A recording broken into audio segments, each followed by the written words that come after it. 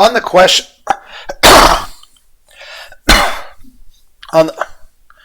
no, I'm not restarting the video. On the question of, should Superman have killed Joker?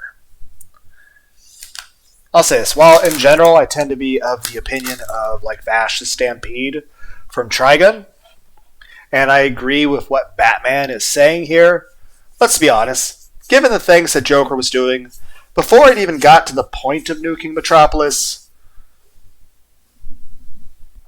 even a society that was against the death penalty would have killed him. Let alone any of the other heroes or villains, or even just a random police officer at that point, given all of the horrible, horrible things he's done. But beyond that, let's get several points clear. First off, children's cartoon show. It's a show for kids. You can't have the hero killing people. Kids are watching this stuff. You can't have a message telling kids to do, it's supposed to be instilling honor and just, again, it's a cartoon.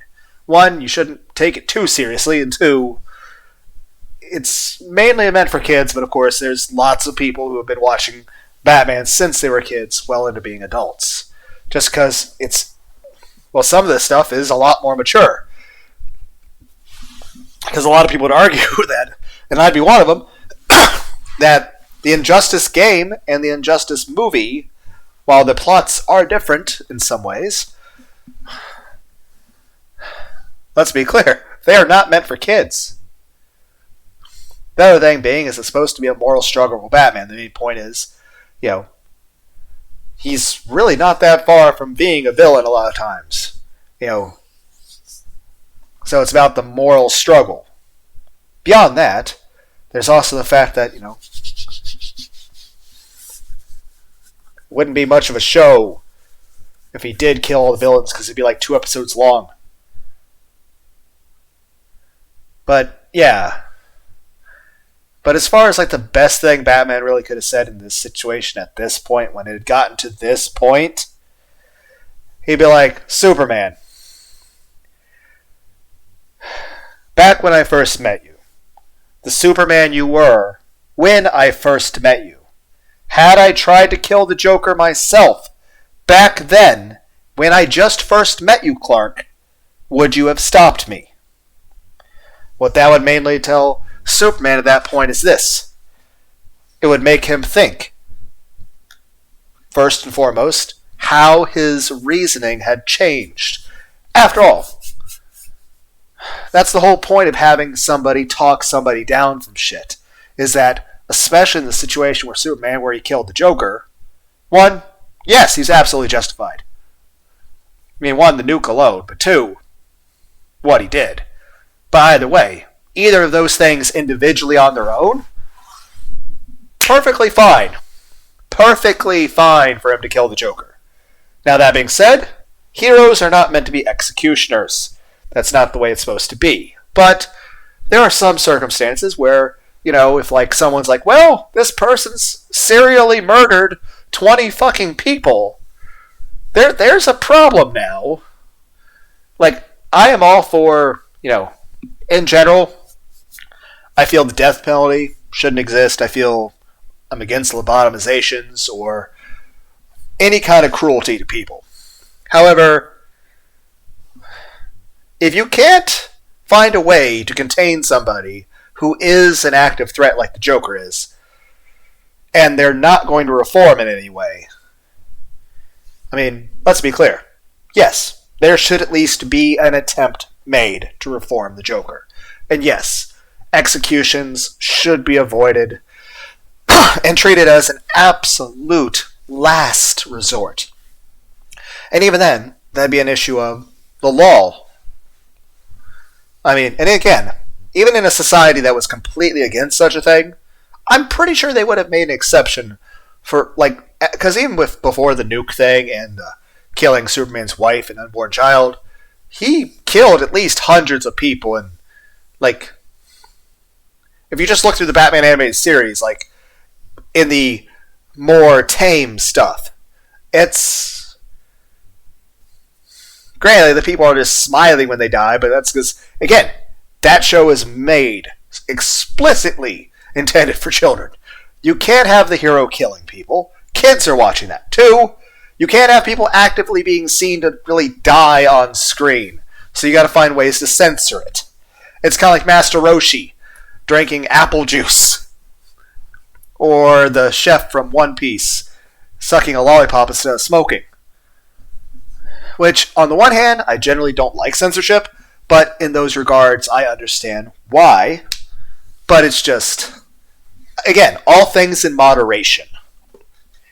Now, again, maybe I'm not the one who is best suited to decide what moderation is, since I'm a bit of an obsessive person when it comes to, like, I went to floor 9001 in The Binding of Isaac Repentance, Infinite Basements. That took me 2 months to do. But, that being said, by all accounts, even before the whole incident that came to the injustice thing, they should have killed the Joker. Like, literally, the society or the governments should have came to that decision themselves. It's...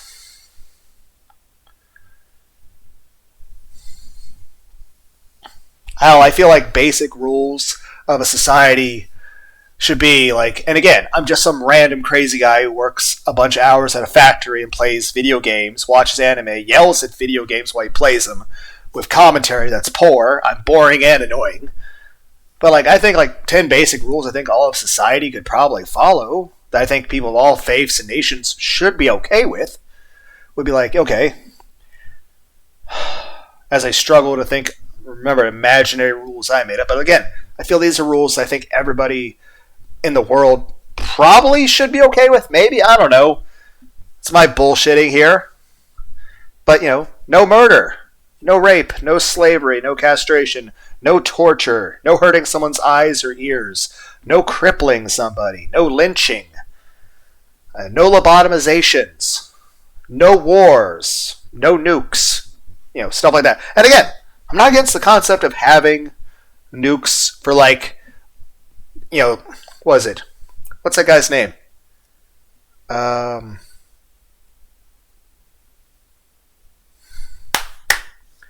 Shit, what's his name?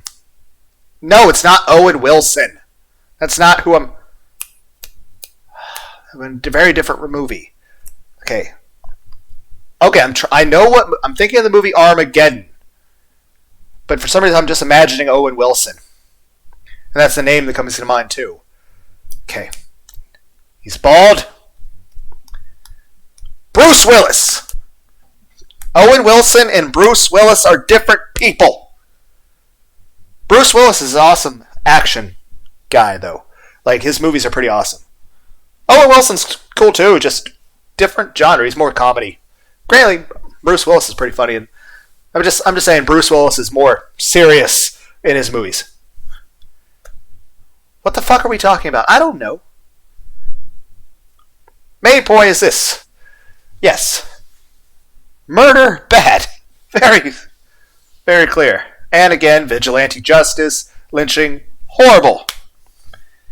However, I feel like there are certain exceptions to the rule. After all, no law should be absolute. There should always be some sort of exception. And there has to be some sort of understanding of, you can't just follow things absolutely to the letter of the law. You have to understand, why was this law created? And what was the ultimate goal of the law?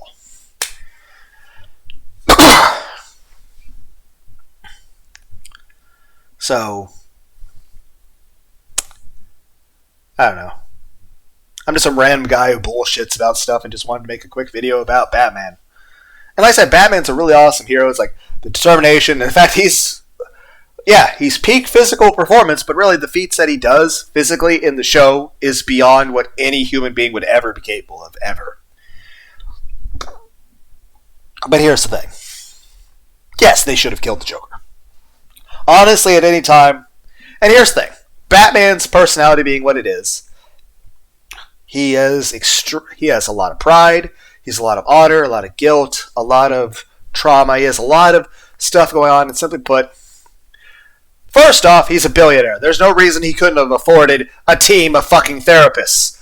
Yes, it's one path that he went to, a lot of PhDs and went and trained with a league of assassins and martial artists to become super strong and stuff, and trained his ass off and spent $1 billion on all this incredible tech and built a fucking, big ass fucking cave with all this stuff that's like the stuff out of Gordon Ramsay's kitchen, but bigger. It's like, oh, this thing that Gordon Ramsay, puts his professional, delicious pizza on. Well, Batman's going to make one that's 1,000 times bigger and put a giant-ass car on it with a rocket engine and fucking tank plating. It's like, what the fuck? It's like, is that the engine from NASCAR? Like, no, it's from the space shuttle. It's like, god damn it. I'm just saying this. He's a billionaire, beyond billionaire. There's no reason he couldn't afford therapy. Which, let's be clear. One, the stuff that happened to send him toward the path to Batman, yes, he should have had lots of therapy for that. That was fucked up. Two, just his life as Batman, completely ignoring past tragedies and traumas that happened before he became Batman. He really should have a therapist to help him with the shit that he goes through as Batman.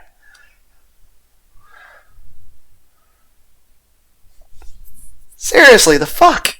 Same way with Superman. Even before the whole Joker, which, like I said, there's tons of what-if comics that are always, like, I find the what-if stories, like crossover stories, like there's stories with Batman and Spider-Man, and of course there's tons of comics of Batman and Superman. Some of them are fighting each other. A lot of them are like buddy-buddy. At one point, Batman and Superman decided to just take over the Earth. And Wonder Woman wound up killing Batman, and then Superman cried and then murdered Wonder Woman because, she killed his best friend. And there's other stories where,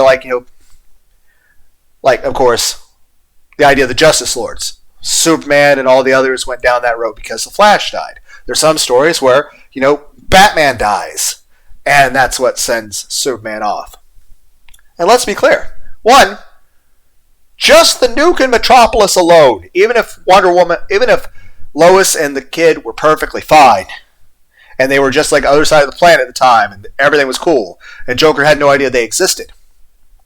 Just the nuke thing happening, even if he didn't kill the Joker, or if he did, but let's say even if he handled it okay, and he didn't, have a mental breakdown and murder the Joker in rage, Superman needs therapy in that situation. Even if he didn't have the powers, let alone this person that, hey, guess what? Maybe this person's having issues. Maybe somebody should talk to them. Especially if they have heat vision and superpowers. Seriously, the fuck? I don't know. And of course, again, the Lois thing and the kid thing. That's, again, even if there was no nuke,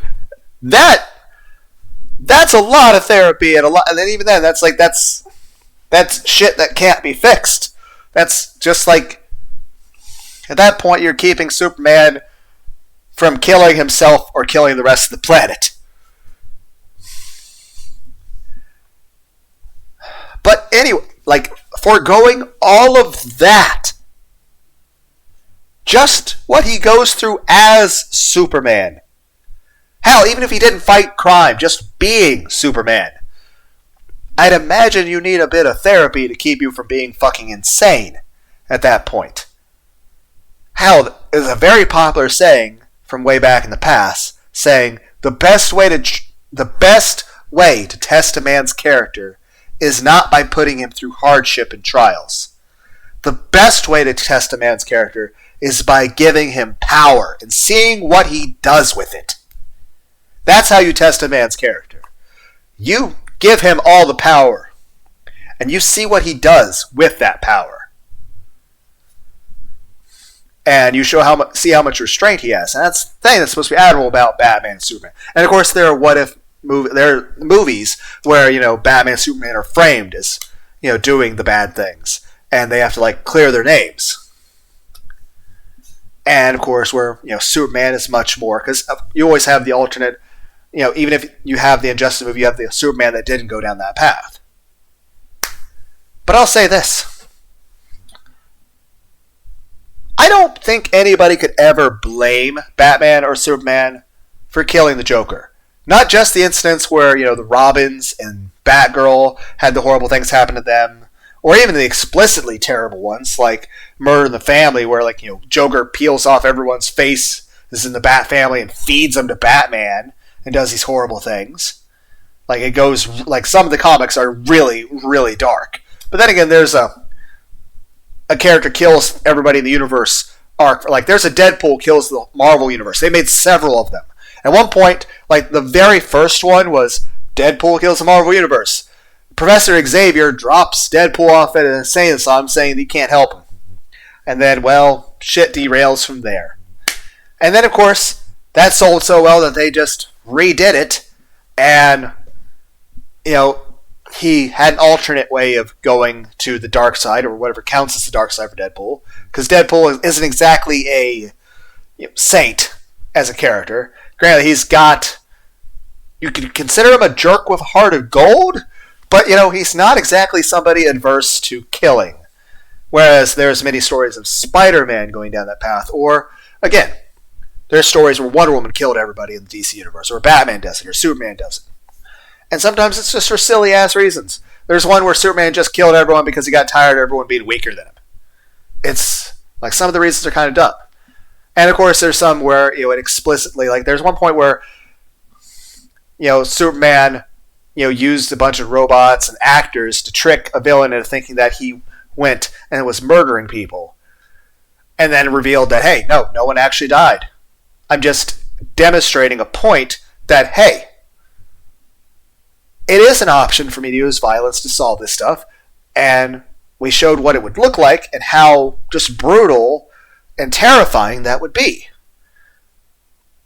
But no one actually got hurt. It was just actors and robots. Then, of course, there's again, I don't think anybody could blame Batman or Superman, whether it was the shit, Joker hurting people that are personally close to Batman or Superman. No one can blame them in that situation. I feel like any judge in that situation, Superman, because here's the thing, even without the thing with Lois and the kid, and even without the nuke in Metropolis, I'm pretty sure if Superman outright murdered the Joker, he wasn't even doing it at the time. Joker's just walking down the park, Superman shows up and just stomps him into the ground. Just vertically stands above him, records on his phone and says, yeah, I'd like to report a crime. Look down and just TikTok himself, flying downward foot first, crushing the Joker's skull through his ankles into a fucking puddle on the ground. And then turned himself into a judge. And then used some sort of gold kryptonite from Batman to permanently disable himself to where he had no superpowers at all, and there was no reason why the government or anyone would ever have anything to fear from him. You know what they would just do? Go free. Because here's the thing. It's kind of shit happens. Yes. Can't really have vigilante justice just because, it's very easy for people to become corrupted by that. Heck, I think the anime Death Note makes a very good point of it. Light's father winds up making that mention, that, hey, the Death Note in itself is a very dangerous power, because the act of using such a thing, granted, I understand. While I am a bit of a hopeless romantic, I want a world where no one would ever harm each other, where everyone could just live alongside each other peacefully. That being said, granted, I would also be hey, let's all play Grand Theft Auto and watch horror movies with lots of violence. But at that point, it's just art and aesthetics. CGI and makeup. No one's actually getting hurt. Hell, that's one thing. In horror movies, it's usually the people that are horror movie actors that are the biggest advocates of non-violence and against torture. I mean, granted, Star Trek Next Generation Picard says a bunch of stuff against, torture and how it's ineffective, all that. And of course, you have military soldiers in real-world interviews, like actual real-world soldiers, people who have actually seen the horrors of war. And there's interviews of these people who talk about, there's no point in torturing somebody because at the end of the day, if you torture someone, they're just going to tell you whatever they think you want to hear. They're not going to tell you the truth. They're going to tell you whatever, at the end of the day, is just, it's not going to give you reliable information. And also, you want, like, if you're going to help people in the world, like, say, if you go to another country to help them if they're being invaded by somebody else or something's going on, I mean, hell, it's like there's certain wars, like, there's lots of different things going on. I mean, we've had the multiple Iraq wars, and like there was tons of conflicting information on that, but my biggest concern on that was we kept hearing things about, at least the main thing I was hearing on that is that Saddam Hussein was gassing his own people. But at the end of the day, I am not a general or a president. I am a random crazy guy. I am a random crazy guy who talks to himself and plays video games and works at a factory. But in general, I want a world where nobody hurts anybody. I would like a world where nobody kills anyone. Nobody hurts anybody. There's nobody going to war with anybody. But of course, I understand that is not realistic. That is not the world we live in. But I just don't want anybody to hurt anybody. Hell, there's times I feel angry about stuff, but at the end of the day, I don't hurt anybody, but that, thankfully, I haven't been pushed to that point. Granted, there are times I've had to react in self-defense or defense of another, but again, emergency situations, didn't really have a choice. Again, nobody died. But, main point is, I would hope to God that I would never, ever be faced with such a circumstance, because really, I don't think I would, pass the test, so to speak. Because let's be clear, if I was in the situation of Batman and Superman, I would definitely have killed the Joker 100%. Like, I agree with Vash the Stampede, but let's be clear. Yes, Joker should have died before it even got to that point. But then again, I'm a person who I strongly like the idea of pacifism. But I understand, of course, that's not how the world works. But I think that's what everybody should try to aim for. But of course, there's going to be situations where you're going to have to kick someone's ass. And that's going to be unavoidable. It's just, despite the fact that I enjoy horror movies, I would never want to actually hurt anyone. I could never imagine being a soldier faced with those terrifying situations. And it's just, the world, there's lots of people that get put in situations where it's just like, it's fucked up no matter how you look at it. And there really is no way to actually, there is no peaceful option. But I want there to be. But I'm a bit idealistic.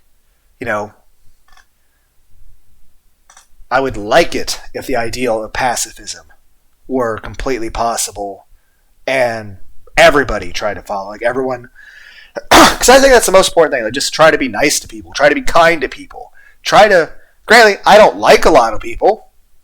And also I tend to have a bit of paranoia and I feel like a lot of people hate me. But hey, that's more so other people being assholes and me being emotionally damaged.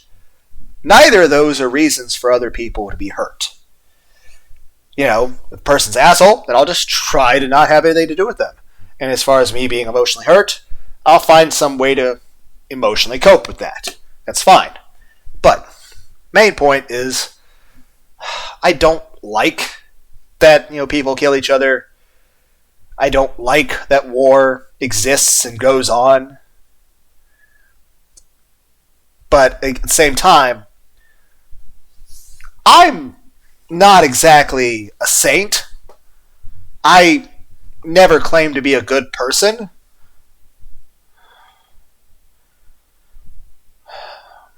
I mean, let's be clear. If I was a superpowered individual, I mean, I don't know how far it would go. I mean, at the end of the day, one, I would want to help people. Two, I would probably, when faced with the situations that were done, in certain, like, if I was in Superman's position, yes, I would have absolutely killed the Joker. Same as Batman. Probably before he even got to that point. But then again, I don't have superpowers, nor am I a billionaire. Nor am I a person who actually desires to actually go vigilante fight people, even if I did. I just like playing video games and trying to be sociable. And talking to people or making videos where I talk about, I guess, starting off at it was supposed to be a short clip about Batman, and I just sort of ramble on forever. But I guess, I don't know, I have no way to justify, going on this far fucking off topic. Main point being,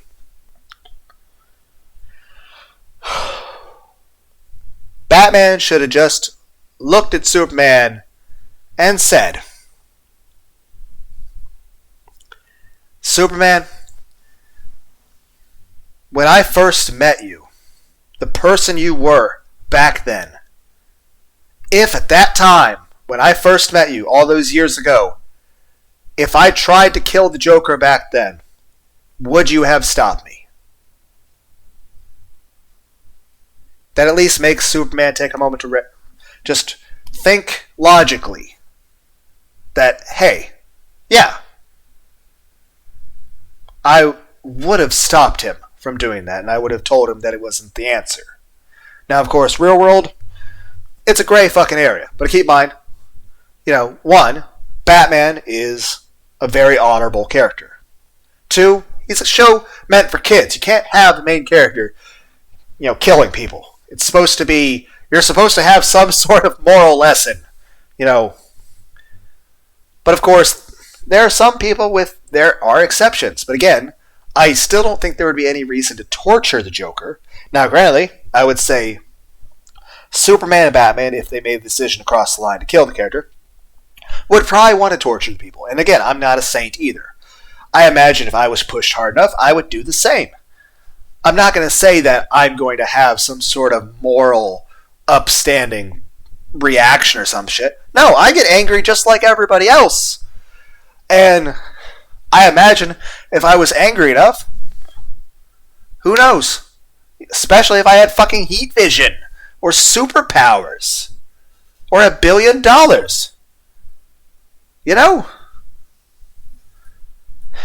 mean, it takes a lot of restraint for somebody with the power to punch a planet not to do things. And let's be also realistic. Knocking people out is not as, safe as it appears in movies. So let's be clear. Most of the people that fight Batman should just die from head trauma. Heck, College Humor made a joke about it once where, Batman was just hitting people with this, the little triangle blades on his arm, or throwing the batarangs, and I'm like, these are lethal objects. You are throwing a metal batarang really hard, and it's sharp. It's essentially a throwing knife. Your knife gauntlet is essentially something built to break a fucking katana. People are squishy flesh. It's even without the bladed objects that are part of his outfit. This is a man who is incredibly strong, covered in leather armor, hitting people with professional skill.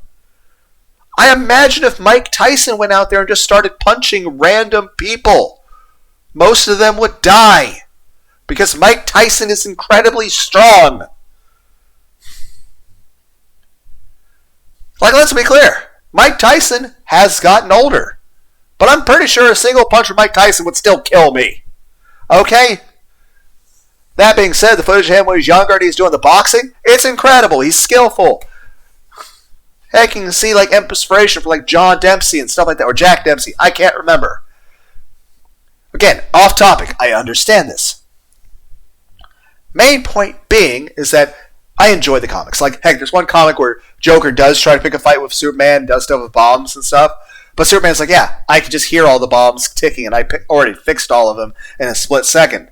And then he's just laughing at certain jokes at Joker, and Joker's like, stop laughing at my jokes. And it's like, yeah, no. Then again, there's another situation where Harley Quinn actually gets Batman to kill the Joker by tying Joker up to bombs and putting bombs on herself, and says, hey, I'm going to jump off this building. There's only enough time to save one of us. Make your choice. In that situation, Batman saves Harley. I mean, then again, it's kind of like the whole thing with the beginning of Batman Begins. It's like, I'm not going to kill you, but I don't have to save you. But then again, of course, that's kind of a moral gray area, because, Bruce was the one who told Jim Gordon to set the bombs for the trade and blow it up, so it was still his choice. But again, in that situation, again, it doesn't have to be extremes. Guys, just because, and the only reason why it has to go that way in some regard is this. Superman keeps going further and further with it because, one, he's like got God-level powers. He's going that distance because he can. Two, he went through an extremely traumatic thing, and Superman is not receiving any help. Like, here's the thing. For a TV show set where the main place where a lot of villains are going is an asylum meant to treat the mentally ill, there is not a whole lot of healthy therapy going on for anyone. At least in Justice League, you want to see him like Flash. He actually cares about the villains, and he's actually trying to help them and sees them as people. But at the same time, Batman at least tries to work with some of them.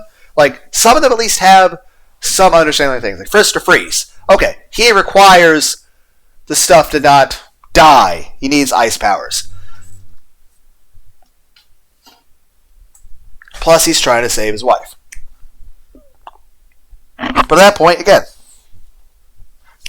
there was the old Batman movie Forever, like Arnold Schwarzenegger, where Batman he saves his wife. He's like, hey, you gotta stay here in captivity because you've done these fucked up things. But hey, you're in a place, a lab, you don't need to go anywhere. I'll provide you all the equipment you need. So you have the stuff you need to keep you alive, and you have the stuff you need to try to do your research to save your wife. So, and heck, that just means at this point, what's Mr. Freeze doing with his time? He's spending his time essentially trying to cure cancer. Granted, I know the McCarthy's disease, like whatever the brain disease, I can't remember what it's called. But still, that's a major medical issue. I mean, if the point to where you can make the villain just sort of spend his time trying to cure cancer, that's a win. And like I said, some of the villains are just like arrogant or prideful, or they just are assholes for the sake of being assholes. Others, like, there's some sort of outside motivation, and usually in that situation, Batman doesn't need to beat the shit out of the person. He just needs to understand, okay, what's going on here? Oh, you need money to fuel your ice suit so you don't die just from outside room temperature. And you need stuff to research to cure cancer. Okay, I'm a billionaire. Good. Like I said, I'd be the worst fucking Batman supervillain ever. The best way to describe me. The worst thing I'm ever going to do to people is be annoying. Is talk to people. Hell, I had one friend who was working at a gas station at that time. Granted, this was like over a decade ago. Like 13, 14, 15 years ago. Some shit happened, and well, I was extremely sad about it. It was really, really bothered me. Granted, his gas station was usually very dead. There were hardly any customers. I would go there, and I'd talk to him. Sometimes for his entire shift. Grantedly, that probably annoyed the shit out of him. But it helped me a lot. Plus, I think he enjoyed some of it because he was, we would make jokes and talk about Pokemon and stuff. He'd laugh, I'd laugh. I enjoyed that. I enjoyed just spending time with him as a friend. Grantedly, the biggest motivation for hanging out with my friend was that I was very emotionally upset over something, and I was not coping with it okay. I was not okay with things that had occurred, and I was not coping with it. I was really, really, really emotionally upset. So, my way of... What did I do? I talked his ear off. Grantedly, maybe 5% of that time I spent talking to him was actually about stuff that bothered me. Most of that 95% of the time was me trying to make him laugh, or talk about music, or instruments, or drawing, or anime, or video games, or stuff about Dungeons and Dragons, or stuff about his life. So only 5% of it was really me complaining about the stuff that was bothering me.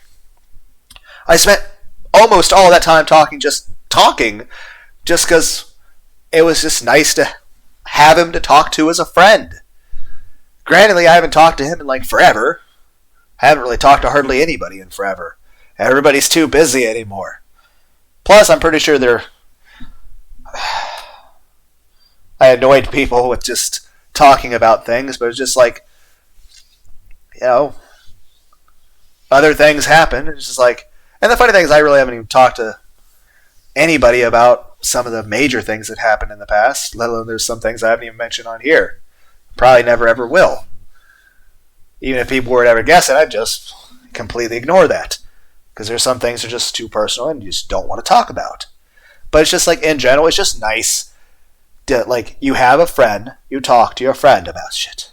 But at the same time, it's just when you start, not being bottled up emotionally about everything, which I tried to do that. Let me drink some of this root beer.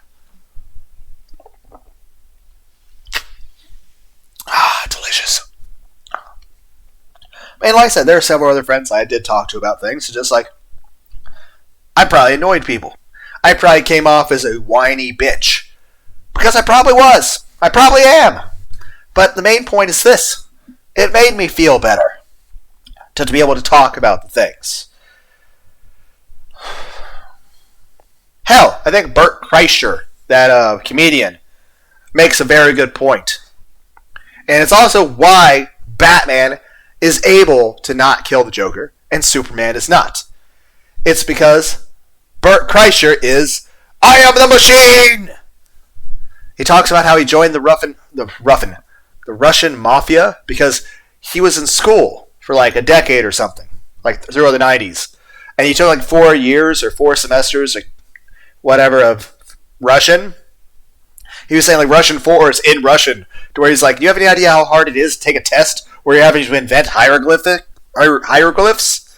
And he's talking about the 4th year, he has to go on a field trip to Russia, and the mob runs everything, so they have the banditos there to protect them, and he and they're told not to talk to him. He's fuck that, they're gonna be my best friends, and he goes drinking with them and hanging out, and he's he tries to make this little Russian phrase about it's I am awesome and I drink and I fuck all the pussy, but it's the translation for the word cat, because he's what do you expect? I don't know how to speak the language, but he got nervous and just said I am the machine, and it became a thing.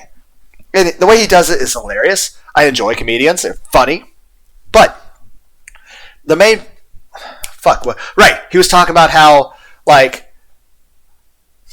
it depends on if you've had a conversation with yourself about whether or not you would do shit. For example, he's one day, I was sitting there with my wife and my kids eating pancakes or whatever the fuck he said. And he's I was thinking to myself, this is pure. This is perfect. I will never, ever, ever cheat on my wife. If there's ever a situation the girl's talking to me, I'll just yell at her, I'm not going to cheat on my wife. And more than likely, she's probably not flirting with me. She probably isn't. But you know what's going to happen? I'm not going to cheat on my wife. I never had that discussion with myself about whether or not I would rob a train. So when presented with the opportunity to rob a train, apparently the answer is yes. And he's like, yeah, that's the thing. It's like, I never had that discussion about whether or not, whereas Batman has had that discussion probably thousands of times about whether or not he would kill the Joker. Superman never had that discussion with himself. He never really sat down and think, like, well, what if this happened? What if that happened? Would I cross that line? Superman never took that time to try to prepare about that stuff. And again, I can't blame him. Like, I feel like there should be no jury in the world that if something like that happened, granted, it's over the top because it's a movie and it's an anime and it's a cartoon. But let's be clear. Somebody blows up a building. I don't think, and again, I'm not condoning anyone to harm anybody for any reason, because I don't want to encourage anybody to do anything like that. I'm just saying, what jury in the world would ever convict Superman in that situation? Seriously, or Batman? It's kind of that thing where in the alternate, it's an alternate reality, but it's really they put an alien thing on Superman in the Injustice comic that, is the, according to the story of the video game Injustice. They wind up putting an alien on Superman that puts him into a coma. It makes him dream about, what makes him happy. And that version of things, let me get another drink. I'm running out of breath. I need more air. Somehow I'm trying to drink some root beer to help.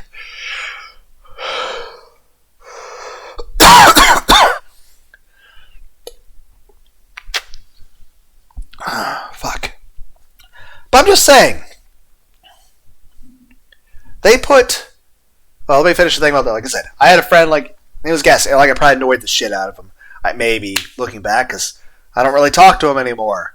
So I assume he doesn't want to be my friend anymore. I don't know.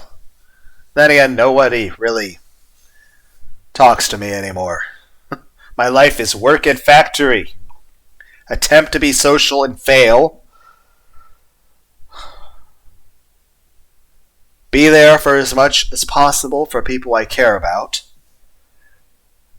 Lately, not go to the gym because of several hernias that are apparently small, but still kind of noticeable. Also, I just don't want to aggravate the stricture.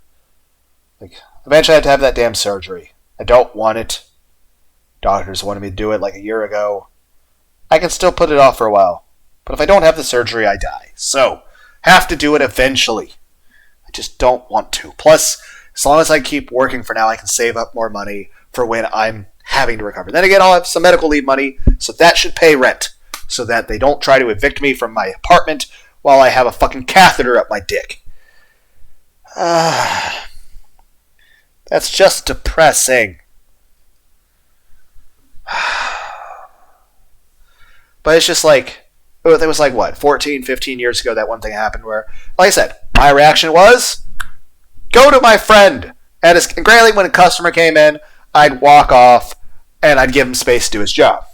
And of course, a lot of times he'd be stocking things and, he'd be putting more soda in the getting the carts out from a truck and doing that. I wasn't allowed to help him in general, but I still tried to sometimes here and there. But I was really just having conversations with him while he was working. Or if he had a customer, I would step out of the way so I wouldn't get in the way. Because he was the only person at the gas station. It was a gas station that, it was just him. He was the only worker there. So, I'd basically just be there hanging out with him. And like I said, 95% of the stuff I talked about wasn't even the stuff that was bothering me. 5% of the stuff was the stuff that was bothering me. It's just that I was really emotionally upset over the stuff that happened. And it's just... My reaction was just to talk his ear off and basically just hang out as a friend. And then sometimes go over and play some Halo. That's... Like I said, I'm the worst Batman villain ever. I don't commit crimes. I don't hurt anybody. I just follow Batman around and talk about my feelings, and then we get Dairy Queen.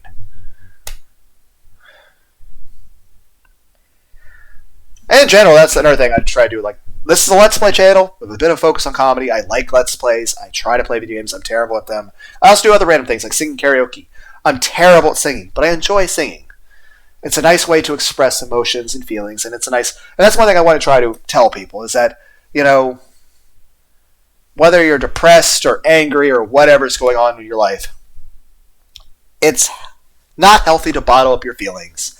And it's important to find some way to express your emotions and to open up and to talk and to express yourself. As long as you're not hurting yourself and you're not hurting anyone else. So if anything, if there are people out there who are depressed, or if there's stuff that's bothering you, or you're angry, you're agitated, you're frustrated, I want to encourage you guys just to talk about things to somebody. Hopefully you have family, friends, lover, girlfriend, wife, husband, boyfriend, somebody that cares about you, somebody you can trust. If not, well, still talk to somebody, I guess. I don't know. I'm not. The main thing I would suggest is if somebody feels the way I do, go see a therapist, go see a doctor.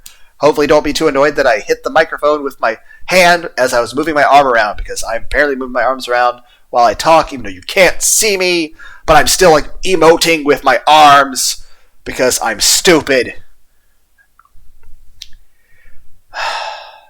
My main thing is I want to encourage people to take care of their emotional health, to focus more on self-care, to be nicer to yourselves. Don't be so critical of yourself. I want people to love themselves, to be kinder to themselves, not have so much negative self-talk, to try to sleep better. And if you are emotionally upset about stuff, obviously you can't really cry out there in public. People out there hate you. You can't really cry out there. They'll use it against you, and they're not going to give a shit about you. Granted, maybe a bit of negative viewpoint on my part. Hopefully you do have people that do give a shit about you. That'd be awesome. But my perspective on things is a little skewed. But then again, if you feel the same way, then your perspective's probably the same as mine. Main point is this. There's probably people out there that care about you. I just can't say so with any amount of confidence. But I really hope there are. And if there aren't, then there should be one day, I guess. I don't know. I'm a terrible motivational speaker. It's like I said, I'm Krona from Soul Eater. That's the best way to describe me as a person. I'm Krona from Soul Eater. To the point where I write my feelings down on a fucking piece of paper and hand it to Soul. He reads it and he's just all depressed. It's great. I express my feelings and I just made other people more depressed too. Fuck. But main point, just I do want to encourage other people just to be nicer to themselves. Heck, if you are upset, play a video game. Go out to eat at a nice dinner or something. Make a new friend. Maybe date somebody if you can. I don't know. As far as I know, it's 2023. And I feel since the pandemic happened, I feel everybody across the board, we all sort of have less social contacts now. Granted, maybe additional stuff's going on in my life. Maybe just because I'm antisocial or whatever bullshit. Or just, I guess I suck as a person. I don't know. But I feel everybody out there, regardless of who you are in society, I feel everyone is less social now than they were 4 years ago. In 2019. I feel when the pandemic happened, I feel a lot more people became isolated. I feel people have less friends, and that the friends they do have, they are less time around them, talk to them less open, less close, less trusting. Granted, maybe other stuff happened with people too, but I feel when the pandemic happened, that's the biggest thing I can point to. And granted, there might have been other stuff going in, causation of that or causation from it. I don't know what the fuck I'm talking about. All I can say is this. I feel if all of us, anybody listening to this, if you look at your life now and what it was before the pandemic, even if you felt that you were antisocial before the pandemic, you'll look at things and be I'm more withdrawal now than I was then. Granted, Many of us could probably point to other circumstances other than the pandemic as being responsible for such things. And of course, that's natural. Everybody's life is different. But the pandemic, the whole lockdowns and stuff that went on during 2020 and the constant, hearing about stuff on the news all the time. Then again, the news thing was before and after the pandemic. It's not just the pandemic. You hear stuff about, all sorts of tragedies happening all the time. It's depressing. And it kind of gives you a little bit of a skewed worldview because all you hear about are these horrible tragedies all the time, to the point that sometimes you start to feel like that's all that's out there, because that's all the news seems to talk about. Because, ratings system, they need to get people to be interested to watch the show, and what's the best way to get people to... And it's overwhelming, it's too much, and it's skewed because all you hear about is the bad things. How often does a news thing talk about good, happy things? And then, heck, everybody's arguing and fighting with each other about everything. I'm like, I want everyone to get along. Everyone does not have to agree on everything. You can have a friend who has differing views on certain things. You don't have to believe in the same religion. You don't have to have the same views on politics. It doesn't matter. You don't have to agree on everything.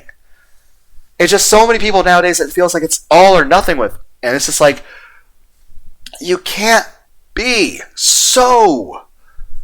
It's like people are perfectionists about what they expect from other human beings. They're human beings. They have their own perspectives, their own reasonings, their own life experiences, their own reasonings for why. Now, granted, some people are assholes. Some people are jerks. At which point, they're not good for your life. Don't be around them. But it should be over something major. And even then, it's not like you're doing anything to harm the person. You're just not being around them.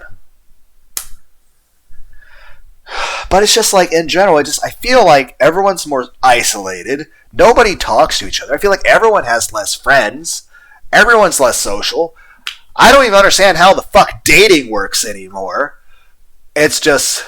Granted, I have other reasons for being emotionally distant with that, just because I've had bad experiences. But it's just... How the fuck does that work anymore? It's... What's going on with that? Even then when I see with other people, it's just it's depressing. Seeing how other people are with things. But even then, it's just I don't know. It's just how... Especially during the pandemic, you're well, what do you do? Everything's closed. And now it's everything's more isolated. How does even hanging out with friends work anymore?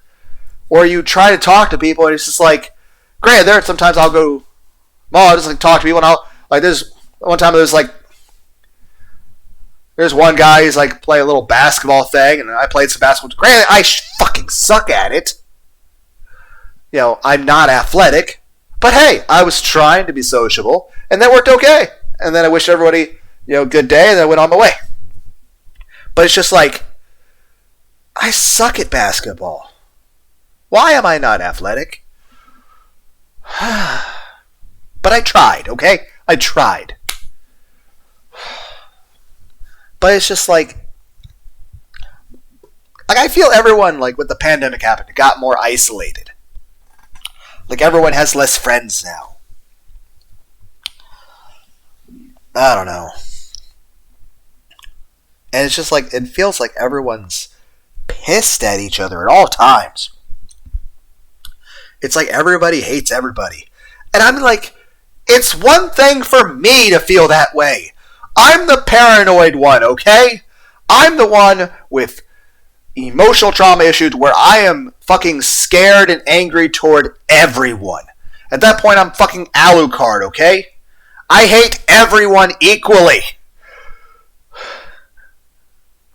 And it's either because, one, person's being an asshole to me, or two, just because I just don't want to be hurt.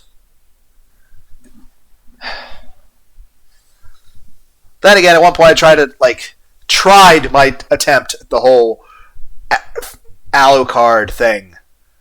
It was a 20-second clip of me trying to do his little speech of I hate everyone equally.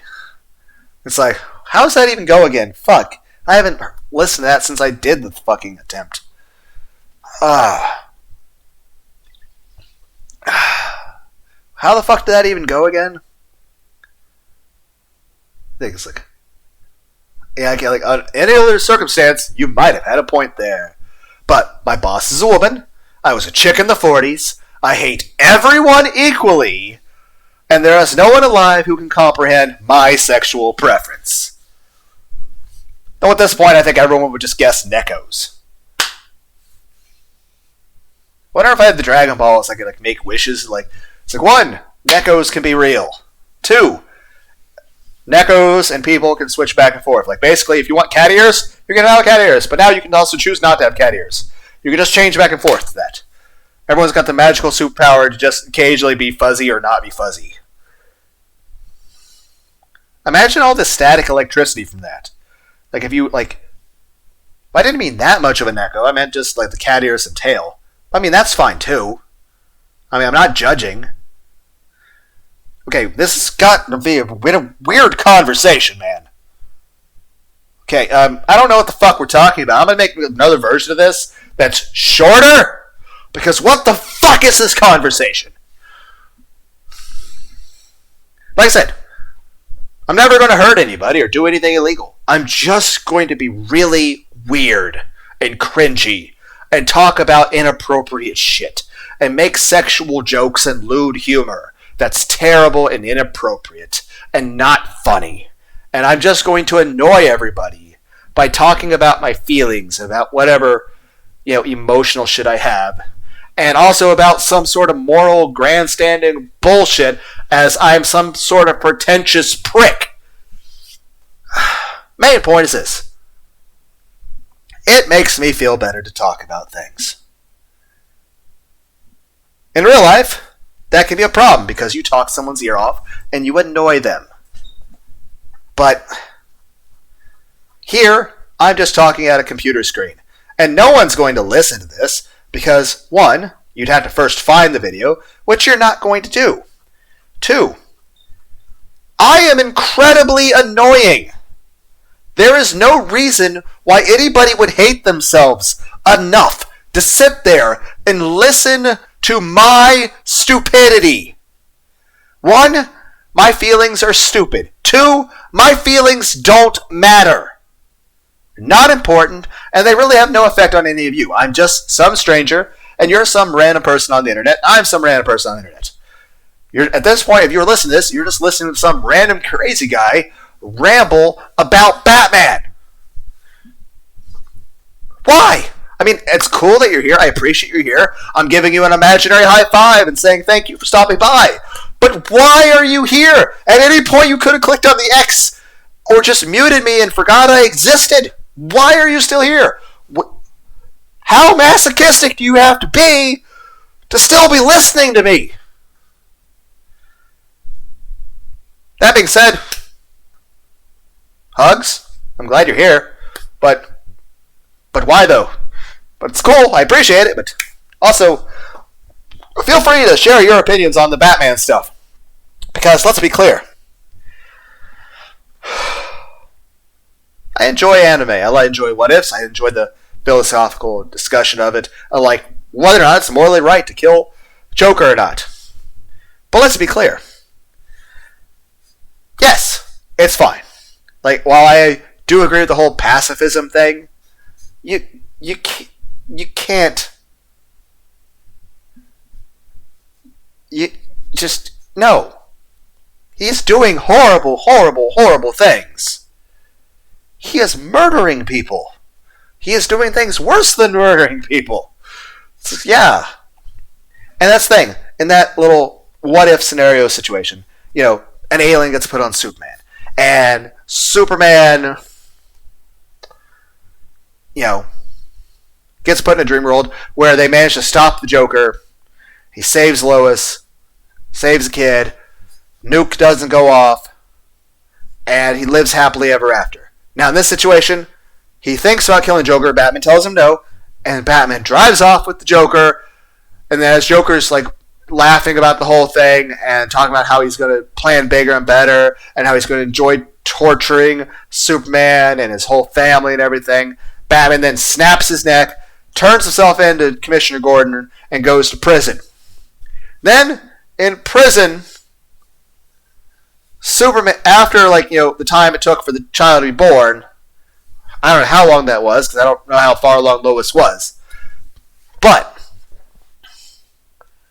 Superman shows up, and he's having that discussion with Batman and saying that, hey, he appreciates what he did, that Batman was willing to break his one rule for him, that he's willing to cross. And keep in mind, that's the biggest reason why Batman doesn't break that rule, is because he wants to so bad. Because Batman is fucked up.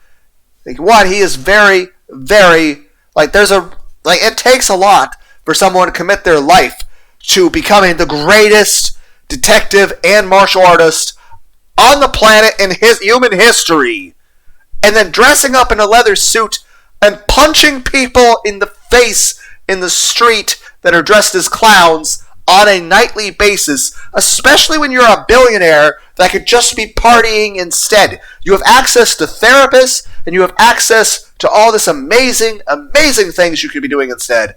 And instead, you're basically fight clubbing it up. There has to be something really pushing someone to choose that path.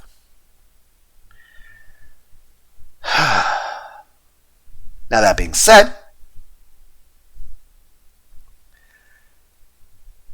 Batman, again, should never have been put in jail anyway, because I feel like Commissioner Gordon would be like, yeah, I'm not going to arrest you.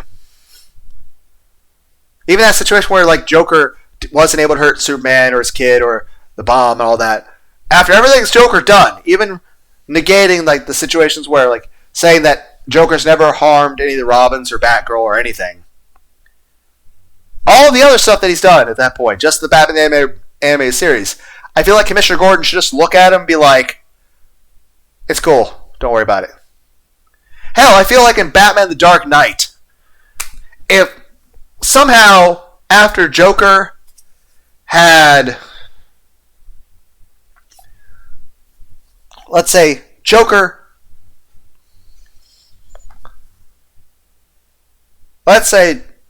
after Batman arrests him, somebody else, let's say Two-Face killed him. Or hell, let's say Batman Dark Knight, Batman killed the Joker and Two-Face. Granted, Two-Face technically did die, but not even at the point where it got to that point, where it was just more straightforward. I feel like even in that situation, I don't think anybody would have prosecuted him. I don't think Jim Gordon, he's like, you gonna arrest me? You're like, no. Because let's say Two-Face didn't even take Commissioner Gordon and his family hostage. So let's say everything happened with the Joker the way it did. Hell, not even counting the boat thing and the additional stuff with the thugs and the additional fighting that went on. Let's just say after the whole blowing up the hospital thing, if Batman just killed the Joker and killed Two-Face after that. Two-Face killed 6 corrupt cops or something. But let's just say Batman just killed both of them. I don't think any judge or jury at that point would prosecute them. Nor would they have the ability to catch him, even if they wanted to. Same way with Superman, after you did the thing with Joker. Yes, obviously he shouldn't keep going. But I don't think anybody would hold it against him in that circumstance, given how horrible what happened was. No jury in the world wouldn't feel yeah, he did the right thing.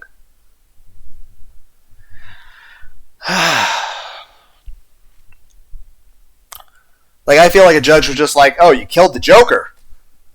2 weeks community service. But Judge, you're right.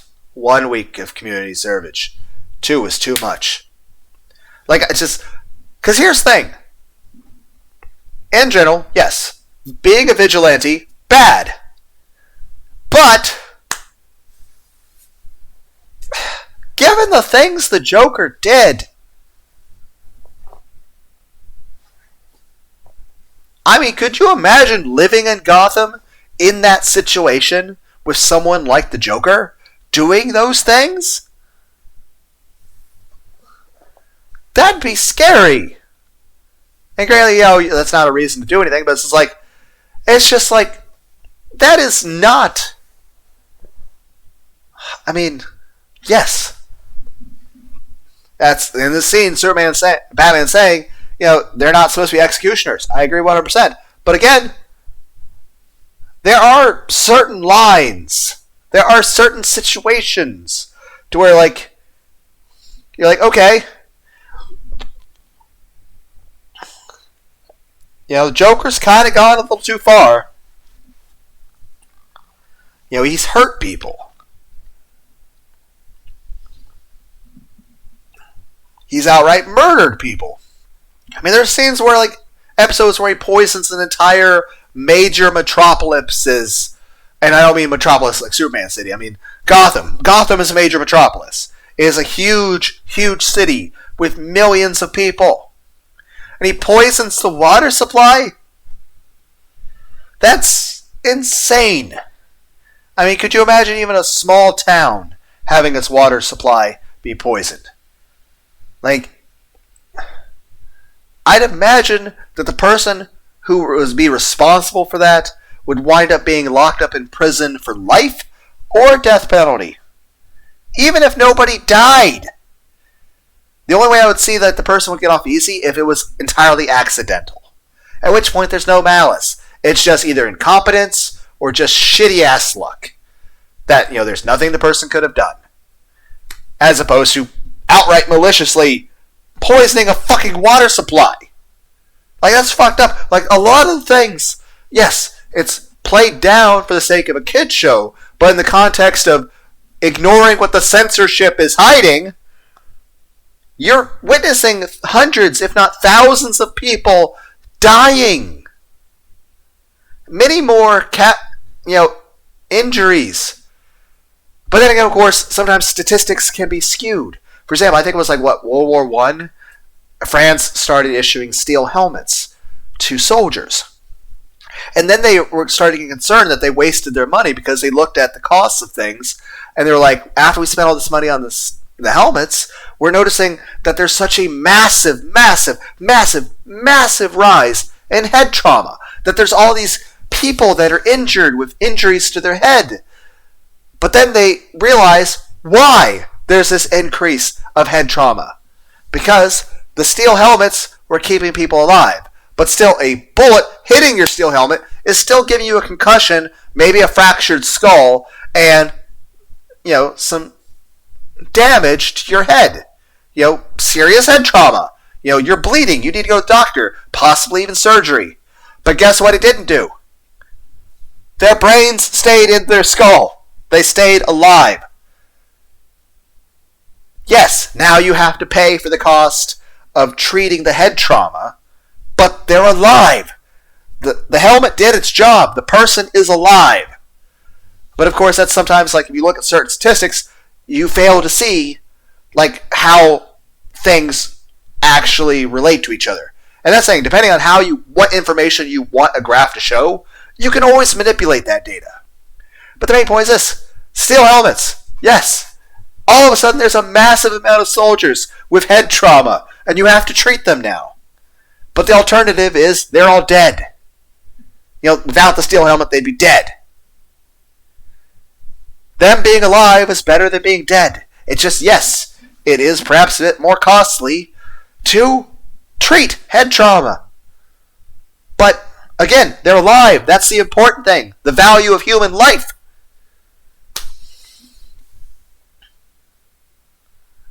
I don't know what the hell I'm talking about anymore. But it's just, I don't know. And like I said, a lot of horror, villains. Take, I think it was John Kramer, from the Saw movies. I mean, one, that is not how they help people with depression or emotional. That just makes it worse. You don't fix trauma with more trauma. That's not how that works. It makes for a good, scary movie, but again, It's more so, yay, look, somebody can design an ingenious mechanical trap. It's like looking at medieval YouTube videos on how you build a catapult. Wow, that's neat. But, you shouldn't actually build a catapult in real life. Same way. It's just, he's like, yeah, he likes to call pizza place like, let's play a game, get my pizza here in 30 minutes or less. But yeah, he's like very strongly against torture. Like, yeah, there's no situation where that's acceptable. Like, you shouldn't. And like, even a situation where like there is a horrible monster, like that's like I say, hell is unjustifiable. Like, at that point is this: I can understand if a person lived a malicious life, and they were a murderer, a rapist, or some horrible shit like that. Then obviously their soul should just not exist after death. But what's the point of keeping a soul around just to torture it in the fires of hell? And especially if there's things that are more creative than just fire. Because one, what's the point? You're like, oh, justice. I mean, I think the main important thing would just be if this person's really truly malicious, then they should just not exist and not harm anyone. That way nobody gets hurt. But what's the point of keeping a soul around just to torture it? Because let's be clear, even if you took the nicest person in the world and subjected to them to those situations that are, even if it's just straight up Dante's Inferno, which is, again, I'm pretty sure it was written by a guy who was in prison because he was trying to date a woman who I think royalty didn't want him to date because they wanted to date her. So that they were angry at him because they're like, hey, you're not of the right social class because you're not royalty. So how dare you try to date somebody that's considered royalty or some shit. So he wrote poetry about it while in prison. But it was more like house arrest, I think. I don't know. I can't remember. I don't bother researching what the fuck I'm talking about before I talk about it. I just remember shit that I think I read about like 20 years ago or some shit. And I kind of half-assedly remember it. So, again, take whatever details I give you with a grain of salt. I don't know what the fuck I'm talking about. I'm not some professional. It's not like I'm some political world leader or some shit. I'm just some random guy drinking a 2-liter of Barks root beer.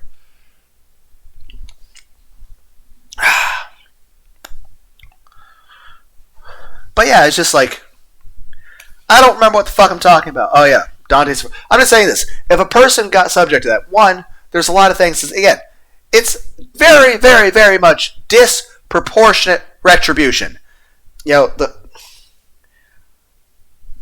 It's just like, it's not a justifiable punishment for what the crime is. And even then, some things aren't really even a crime to begin with. Like, sometimes it was just disagreeing with people. It's just like, what? Having an opinion makes you evil? I mean, we were given free will, so I'm not allowed to exercise it and have my own thoughts? It's like, what the fuck? Then again, there's like, a lot of times, yes, things that are, but my main thing is this, even the things that Dante's Inferno, if you take the nicest person in the world and subject them to that stuff, especially given the whole eternal life thing of a soul, you're just going to turn them evil. You're just going to damage somebody so badly that even if they were a good person, you now turn them malicious. At which point, hell isn't a place to punish evildoers. It's a place that turns even the purest of souls into demons. At which point, there is no justifying it. It's entirely evil, the concept. Like, I can understand there might be some ways in which some parts of the concept could be instituted. Again, I don't know, because I'm not some supernatural being. I'm not anyone smart. I'm not a professional or some theologian. I'm just some guy who thinks about it way too much because I believe in God and I think about that stuff. And so, I roll over it repeatedly in my mind as far as rationalize understanding things.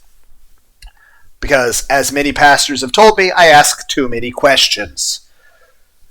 It's like, looking back at things in the past, it's like, here's the thing. Jesus, when he was, studying the Word, because at one point, he went, there in the rabbi, the synagogues, and all that, and he was studying. It's like, here's the thing. What actually was he studying? Like, what written works did they have in the synagogue back then for him to actually be reading? Like, what was the common understanding of what people knew about things back then? What books on that stuff, like, what were people learning? Heck, Abraham, when he was a child, what was he being taught? Or Noah, how did he live his life? Like, even that, especially his younger years. What did he even know about God in that situation? And there's a lot of situations where it's just like, there are lots and lots of things where, like, I'd have questions. And it bothers people that I want to ask these questions. I'm like, it's just, there are lots of things that just have very questionable details to them. And that's the thing. I believe in God. I believe in Jesus. But I don't think it's right for me to try to judge somebody else in any way for not believing God or for believing differently. And in the same regard, there's like so many different denominations of just the Protestants, as well as, they got Catholics, all that stuff. And at the end of the day is this. I'm pretty sure most preachers and pastors would not agree with my worldview on things or what I feel is morally right. Again, they're fine to have their opinion and their belief. And you might say, oh, they're more entitled to it because, well, they're preachers. They have this authority and they've spent their lives studying explicitly the Bible. But the main point is this.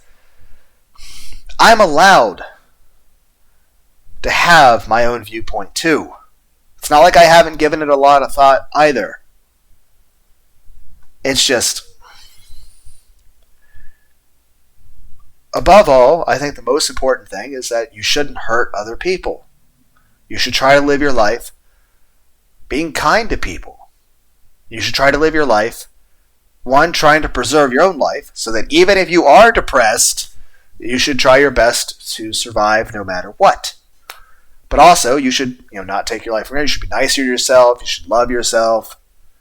And you should love other people. You should try them out. But of course, some people are assholes, but you don't need to do anything about it. Just stay the fuck away from them. And if they do try to hurt you, then defend yourself. If they try to hurt somebody else, defend them. But it's like war. I would prefer no one ever go to war. But, I mean, in a situation of a country attacks you, then you might not have a choice. But again, there's lots of different circumstances going on, and I really don't know what the fuck's going on. I mean, heck, even in wars in the past, it's like, I don't know. All I can say is, that's the thing, like Hellraiser. Like, at the beginning of that movie, like, it's just like, I think it's Elliot Spencer winds up becoming Pinhead because, he's a colonel or a captain in the First World War, and he sees all that death, and it's too much for him. Which again, I think is perfectly understandable, because holy shit! I mean, just reading the casualty numbers, just from a numerical, standoffish point of not humanizing any of it, it is such a massive amount of people that died. And when you think about the method in which they died, it sounds horrible and horrific. Not to mention the other things happened in other wars. It's just, human beings have made a habit of being very mean to other human beings since the beginning of time. And it's just depressing.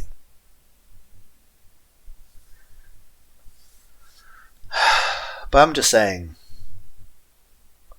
there's so many things out there that are fucked up. And it's just, why? What's the point? What is the point of people killing other people, of people hurting other people, of people raping other people, people enslaving other people, people going to war with other people, people being cruel to one another?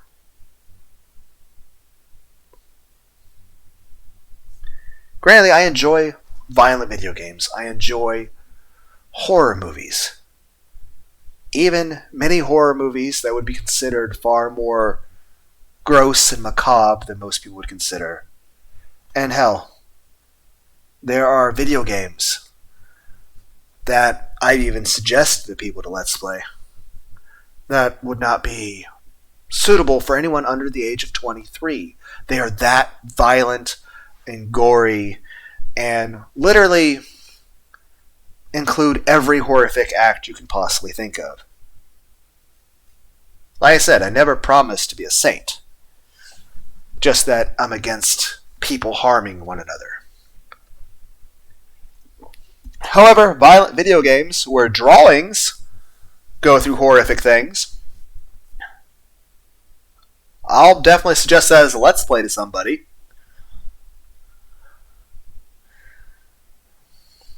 Because at the end of the day, no one's actually getting hurt.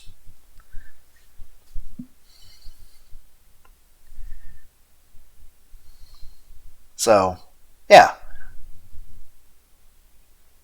Is it necessarily moral? No, because, there's lots of fucked up things that happen in movies, and just, it's probably not emotionally healthy for people to have interest in such video games and such. But I'd say there's nothing really wrong with it. Like I said, it's like saying Mortal Kombat, Grand Theft Auto, Call of Duty. These things do not make people violent. If anything, they're outlets for aggression, and they are healthy ways to vent. If anything, the existence of such things makes the world a more peaceful place and makes people less violent. But yeah, saying a video game makes people violent is like saying anime causes virginity. They're completely unrelated. But it's just... my back hurts. This has been a long, whining video of me not making any fucking points and me just rambling and talking. But that's... Like I said, I'll have to make another version of this that's like shorter.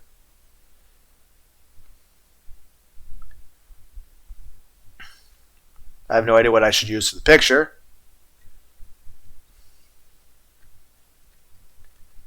I don't know. I'll think of something, but...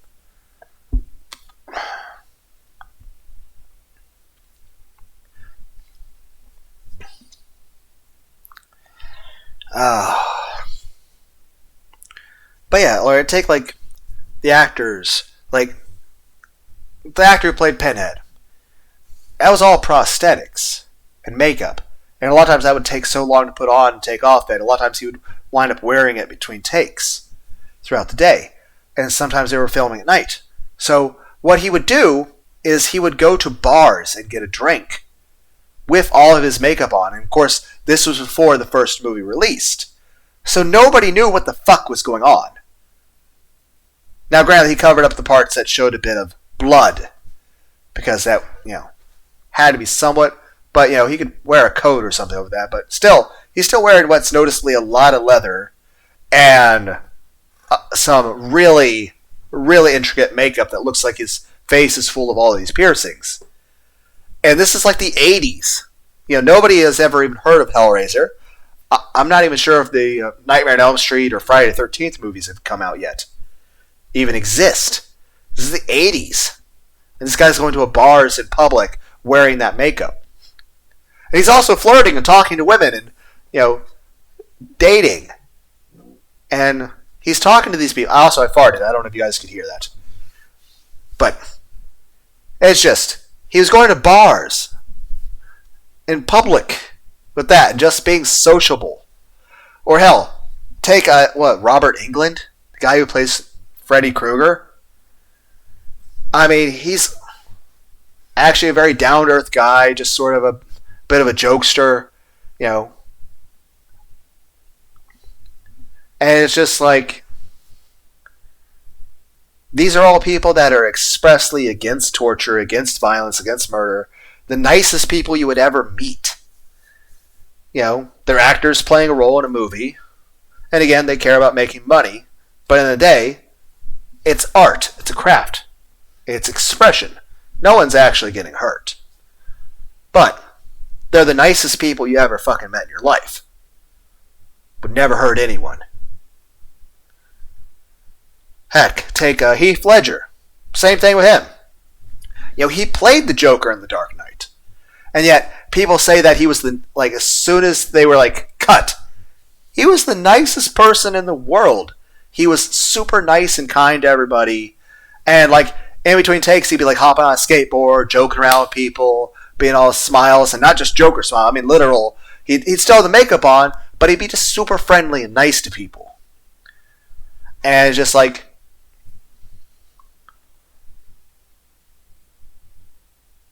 it was, again, I don't think anyone could say it any better than Heath himself. And unfortunately, he's not around anymore. That's tragic. I mean, heck, there's lots of people. You have other comedians. Because Heath Ledger was a bit of a comedian, but he's more of a movie star. But anyway, the same people also said, Robin Williams or... Again, Linkin Park, that's lots of very good music. But of course, it's just huh.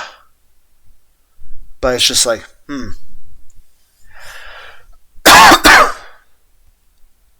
But it's just the nicest people you'd ever meet. Like Heath Ledger. Never actually met him. There's no reason why I would ever meet him. Because again, I'm just some random guy.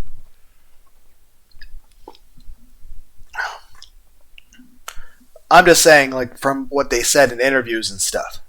It's just that he was the nicest person ever. And he'd just be funny and making people laugh and just being sociable and nice. And it's just that's the thing. A lot of people who are playing horror movie villains are actually just the nicest people in the world, who are the most against violence, against killing, against all of that stuff. They're the most kind people you ever meet, who are expressly against violence.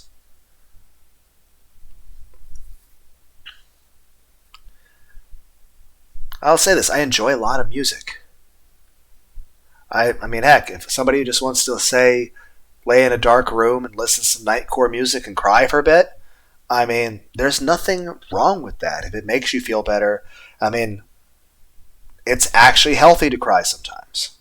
Now, granted, you can't really do that too much in public because that's just not a safe environment for it.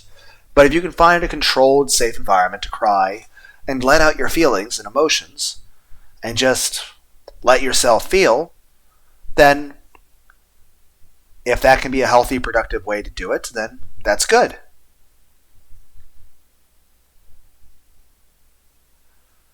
But, of course, there's, I guess, different ways for people to handle things, like play a guitar, draw, go to the gym, watch some anime, hang out with your friends, spend time with a loved one. I don't know. I mean, at the end of the day, like I said, the most important thing is that I want to encourage people to express themselves. As long as you are not hurting yourself or hurting anyone else, I want people to talk about their feelings. I want people to open up. I want people to sing karaoke. I sing karaoke. It's terrible. I know. I can't sing. My voice is epilepsy in your ears, and half time, again, part of karaoke, you're not practicing. Heck, I'm saying I want to try to sing the Puppet and Auslander song from Rammstein. It is February 27th. And it is late enough. I should already be in bed to go to work. So I need to go to sleep. I'll probably listen to some Neko ASMR or something to help me get some rest. Though I do need to record a second version of this. It's 30 seconds long. Because I still haven't even said everything I wanted to say. I mainly want to say the thing about Batman, same thing to Superman, and awesome thing about the Superman dream, which I haven't even fully stated. But here's the thing. The situation where Batman kills Joker and turns himself in, even if he went to the judge would be like, yeah, you're free to go. It's we're not going to prosecute you. Even in the situation that he did nuke a fucking city and murder Superman's wife and child. All of the other shit he's done. Now again, yes, I understand the moral choice of Batman not to kill, and that's understandable. And again, no one can fault Batman for not killing the Joker. That's his choice. If he doesn't want to do it, then he has every right not to do it. In the same regard, if Batman chose to kill the Joker, no one can judge him for that either, because that's understandable. Again, I'm not condoning it, because again, real life is not a cartoon, and I don't want to encourage anyone to do anything harmful to anyone under any circumstance. But of course, everyone's circumstances are different. But I don't know things, but keep in mind, killing is wrong. Okay? But I'm just saying, what judge would prosecute Batman in that situation? With all the horrible things Joker did. But in the same regard, it is not Batman's fault, like even in the Injustice movies or game. The fact that Joker did the things he did, it is not Batman's fault. Because it is not Batman's responsibility or job or duty or anything to kill the Joker. It is not at any point something that should be required or expected of him. He does not feel comfortable with doing it, so it would be morally wrong to try to force or judge or pressure Batman to do it. Because it's wrong to do that. It would be wrong to pressure Batman to do it. It'd be wrong to force Batman to do it. It'd be wrong to tell him, well, it's your fault that all the people you killed. No, it is not Batman's fault that, okay, he could have killed the Joker earlier, and because he didn't, the Joker went off to kill people. It is not his responsibility. Yes, he could have chosen to do so. And again, no one could really judge him in that situation. But in the same regard, it is not his duty. It is not his job. That is not his. It is not something that should be required of him. It is not something that should be, it is something that he does not feel comfortable with. So it is morally and ethically wrong to expect Batman to kill the Joker. Because it is something he does not want to do. He has a right. Batman has every right to have that boundary. And to expect him to go across that boundary, if he does not wish to do so, is not right. Batman has his own free will. He can choose that under no circumstances is he ever going to kill a villain ever for any reason. That is his choice to make. But here's the thing, even if Batman and Superman didn't make that choice, given the things he's done, not only would another hero or a member of the police or just a random person at that point do something, or the government themselves, but let's be clear, there would be so many other villains who would just straight up have a problem with the Joker. Whether it be just from him disrespecting them, or the fact that they themselves feel that he crossed a line. I wouldn't be against the idea of imagining, say, Bane just killing the Joker. Because it's just deciding that was too far. Just even the way things were. I mean, heck, even in the circumstances of The Dark Knight, the Tom Hardy, or Todd Hardy, I can't remember, I think it's Tom. He made a great Venom. I'm just saying, I wouldn't be surprised if that version of Bane would have killed the Joker.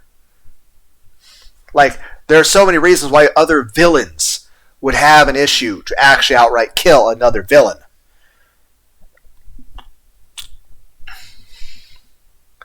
To the point that none of the heroes really need to kill anyone. Half the villains would have killed the other half of the villains. And particularly would be the villains that cause the most problems. Lex Luthor at one point tried to cause a lot of problems with the amount of money and technology he had. I'm pretty sure at that point several villains would have had issues. Because same way, I said Joker. Him doing the shit he does. I'm pretty sure either Deadshot himself would have a fucking occasion against the Joker and choose to kill him for free just because he doesn't like him. Just because he is against the way the Joker is. Or the fact that somebody would be pissed enough against Joker that they would just hire Deadshot to kill the Joker.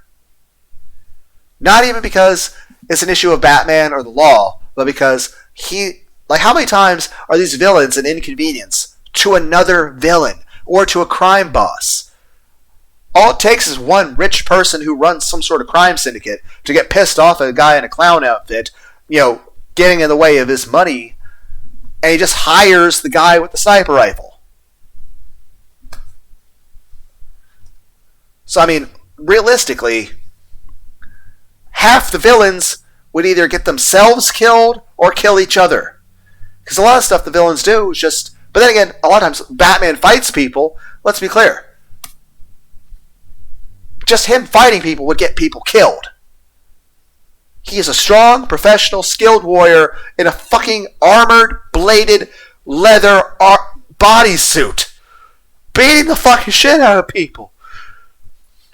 Half the people he gives concussions, realistically, you should expect them just to never wake up again and just die from the head, just getting punched in the face from a guy who's 6.5 feet tall and like 400 pounds of muscle. For fuck's sake. They'd be like, oh, we're not executioners, Wonder Woman, but you did punch that guy really hard, Batman. He's dead. It's just like, you just... And that's the thing, there's like stories all the time of people like getting drunk in bar fights. And it's not even that they use a bottle or anything to hit somebody. They literally just cracked somebody in the head really, really fucking hard. Dead. Or heck, I remember one thing where they say walking down a staircase with your hands in your pocket is extremely dangerous. Because you fall down, you don't have your hands catch yourself, well, you can hit your head really easily. Heck, all it takes is to fall down 4. Just 4, not just a flight of stairs. 4 steps. All you have to do is to fall down 4 steps, hit your head, dead. Granted, there are people that fall down multiple flights of stairs and somehow not even hurt or survive. But it's also, again, it doesn't take much. Granted, some people are more sturdy than other people. And sometimes you just take a blow better by at a right angle or some shit. But I'm just saying this. People are fragile. We are squishy. People are much easily more damaged than the movies make you think. Let's be clear. I try to build muscle and go to the gym. I'm not succeeding at that. But let's be clear, even if I was, I'm not fucking Batman. Heck, how many times do you see videos, or even real life, people just doing shit at the gym and these are people that are not built like me. Because I am built... Just looking at the lack of muscle on my body and feeling depressed now. Anyway, aside from my own low self-esteem on that shit, main point is this. People who are actually athletic and actually have muscle and actually are a success at, being athletic and are strong and got big biceps and actually look like they're, capable individuals aside from, basically they don't look like me. Anyway, there are people like that who will lift way too heavy, and you'll just, their muscles will get torn from their bones to where they have to have surgery and have their muscles reattached with metal hooks. It's just... Yes, it's important. I think Jack's Blade, the one channel, he makes a very clear point that, hey, you're not going to get stronger if you injure yourself. So yes, it is important to push yourself, but you want to be reasonable about what's attainable. You don't want to get yourself hurt. Granted, he makes silly little videos about, and I mean silly not in regard that it not being professional. I mean silly in regard that he doesn't expect other people to, become Goku. He makes a video about exercises based off Goku or Asta. And they're really well done, but it's silly in the regard that he doesn't expect anyone to follow it religiously, because he understands human limitations. The guy, I think he says he's a personal trainer or something, so he at least understands he knows, about how human bodies react to that shit. And that's the main thing he wants to stress to people is that, yeah, you don't want to get hurt. And that's the thing. I'd say if you are going to a gym, maybe talk to a professional trainer or somebody who knows what they're doing. Heck, I know at one point I made an Isaac video back when I first started the Isaac stuff, about like a year and a half or plus ago.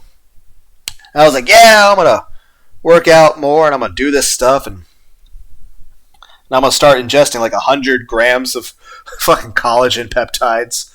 Two things. That particular workout did not last longer than a week because my body could not handle it. And two, that eating regimen idea also did not last more than a week because my organs could not handle it. But again, I'm not a professional. I don't know what the fuck I'm doing. I'm just somebody with really low self-esteem who is not physically or mentally healthy. But I'm trying, okay? Granted, I probably should avoid because I do have some hernias, which, as far as I understand, I think I've had the hernias for about 6 years now. I just didn't really have them diagnosed. But I think that's from the car accidents. So, yeah. I've been in multiple car accidents. So, that sucks. But I think the most recent one I had, about 6 or 7 years ago, I think that's what caused the issues with the hernias. Which, again, that's another thing. Cars, driving, being in a car accident. It's a lot more dangerous and damaging, even if you don't have noticeable injuries. We're squishy. Then again, my knees and my back hurt all the fucking time from work. Yay, physical manual labor. But it's just I'm trying. I'm just a failure at everything I do.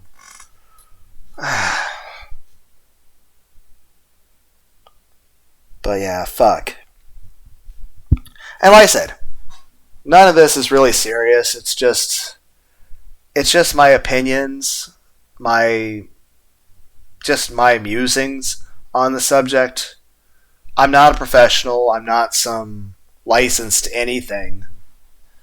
I'm just a guy who has this 2-liter of Barq's root beer and is just staring at a picture of Batman, rambling about shit.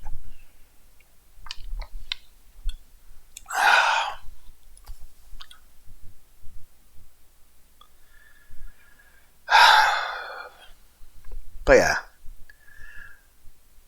like I said, and everyone's got their own take about what Batman should be about the Joker. But the main thing is that it's the line he doesn't want to cross. So it's wrong to expect Batman to cross the line, and it is wrong to say that anybody hurt by a person he's spared is his fault because it's not his. Not only is it not his responsibility, but it's actually morally wrong to expect Batman to kill the Joker. Now, if he does it, he does it. But you can't condemn Batman for choosing to spare the Joker's life. That's wrong. That's his choice to make. And there's nothing wrong with him either killing or sparing the Joker. That's his choice. Granted, maybe it was the first couple crimes? No. But given the fact that he's repeatedly done horrible, horrible, horrible things. But yeah, again, I feel like the judge would be like, yeah, just go. You're free. It's like, we're not going to throw you in jail for killing the fucking Joker. But it's just and even then, it's like, oh, what about justice? It's just like, there are some situations where, the law, shouldn't be to the exact letter. There has to be exceptions. There has to be a gray area. Not everything's cut and white, cut and dry. It's just, I'm falling asleep because I need to go to bed before I go back to work. It's like,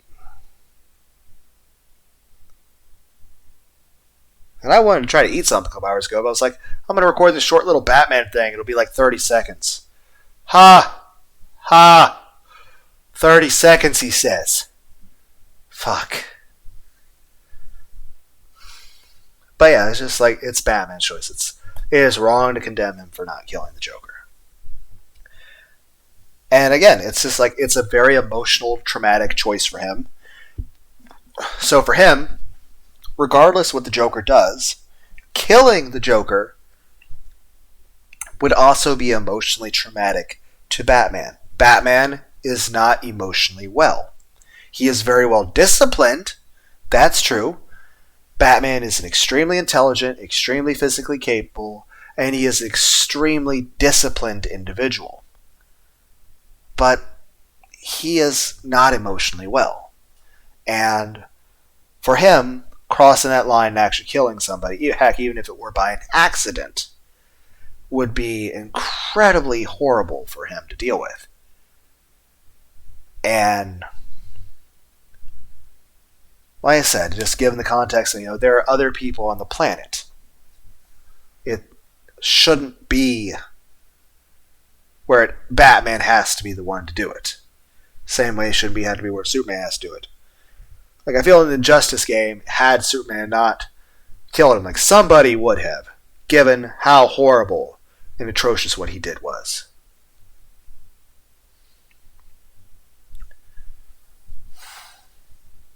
I don't know. I'm so tired.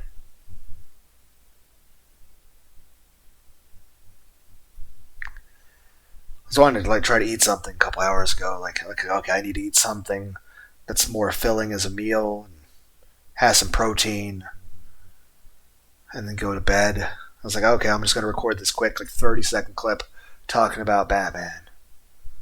No, it's going on 2 hours because I'm dumb. I don't know.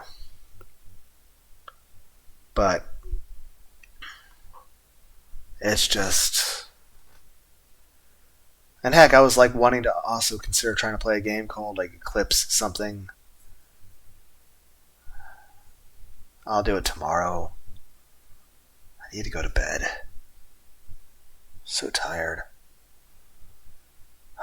I gotta make a shorter version of this that isn't fucking 2 hours of a crazy guy who's just sad and lonely talking to himself. Fuck. Drank some more of my root beer. Yes, it has a little bit of caffeine in Barks root beer, but not as much as most soda. I think it's 22 milligrams for 12 fluid ounces? That's not much. Most Dr. Pepper and Pepsi has 60. Mountain Dew is 90 to 100.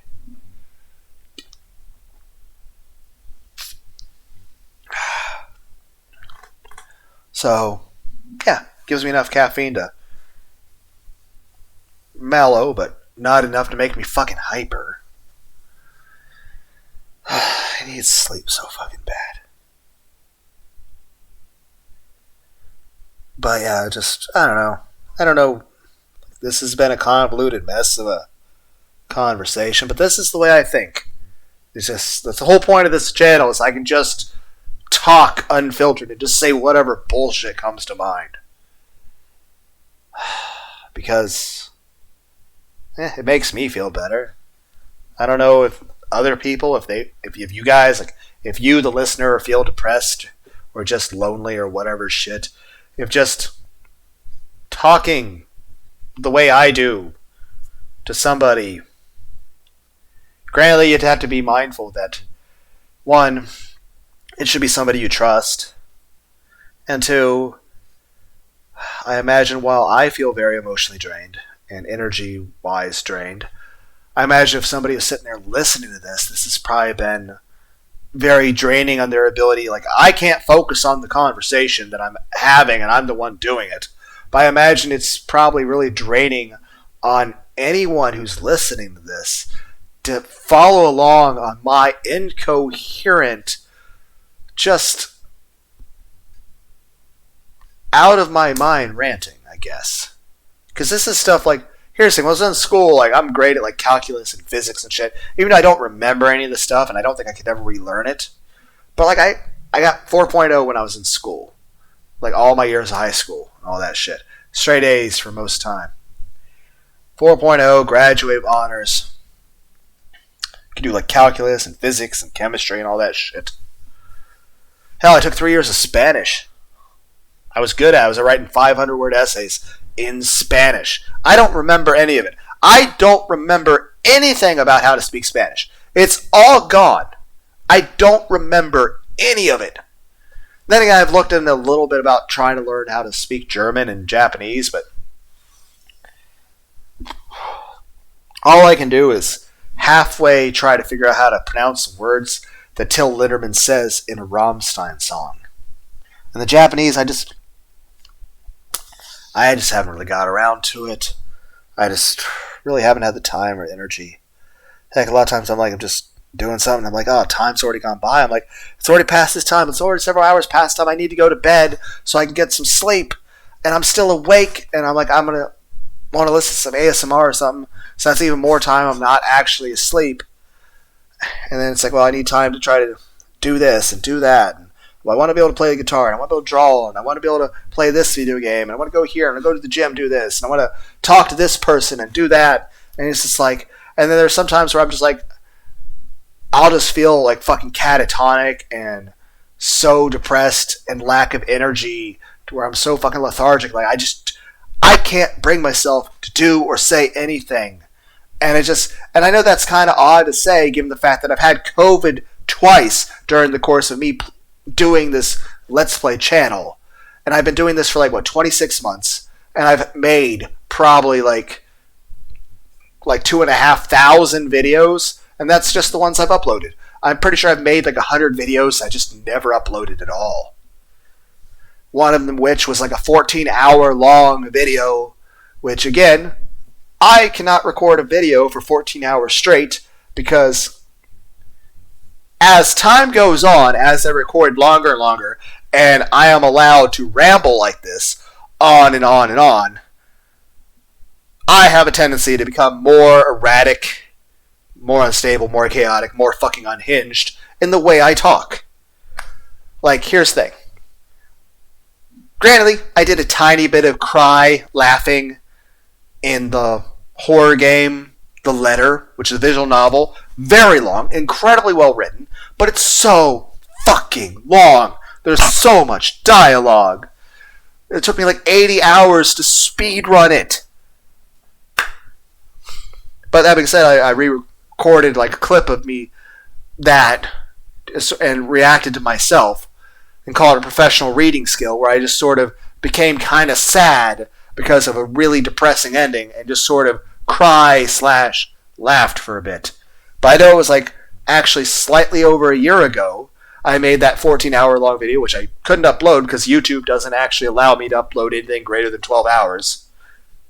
And eventually got to the point where I was just crying and crying and crying and crying for hours while screaming, while laughing hysterically, while crying during the laughing, and screaming while during the laughing. And then eventually I guess my body became too stressed out from doing that, because apparently you can't be screaming and crying and laughing all three at the same time for hours on end before your body starts to freak the fuck out. Basically, my body just started shaking way too much, and I just started projectile vomiting everywhere, which is weird, because why? But apparently, I guess you can't just become that emotional without your body just vomiting everywhere. But yeah, spent a few hours just screaming at the top of my lungs while laughing and crying, and then I just started vomiting everywhere while shaking, and then just sort of laid there for 20 minutes, half passed out, and just twitching. And then got back up and tried to pretend everything's fine. I think I re-recorded tiny excerpts out of that and called it Terrible Karaoke number 7. I think I was trying to sing the Bendy song, but of course during the course of that I sang a few hundred songs. But, I didn't, just re-listening to parts of that, I was it was too much, and it made me feel very sad re-listening to it. And I was like, yeah, I'm not uploading that, but like I still emotionally kind of beat myself up over it. And like, it's like I should have maybe re-recorded, but again, it's personal, and of course, there's some parts where I talked about some stuff that was personal. Just like I can't just keep talking about stuff on, or else I tend to go off the rails. Again, this is supposed to be. I tried to do a movie review of the Bullet Train movie with Brad Pitt. It became a half-hour long. I called it Daniel Stern Bullet Train, and I talked about like 200 different fucking things. It's just, and here's the thing: there is no, like, the way I'm talking right now, nonstop. Like I said, I've probably done more talking on this YouTube channel than I have in the entire rest of my life. Most of my life consists of me being quiet, hardly ever having anyone to talk to, and just not. And here's the thing: and when you do talk to people, you can't talk to them about the emotionally important stuff or about the stuff you're vulnerable about. And granted, there's lots of stuff that is expressly way, way, way too personal for me that I've never even mentioned on the channel because it's just too personal. Everyone has those things that are that important to them that it's just like it's too sensitive. It's too painful to talk about certain things.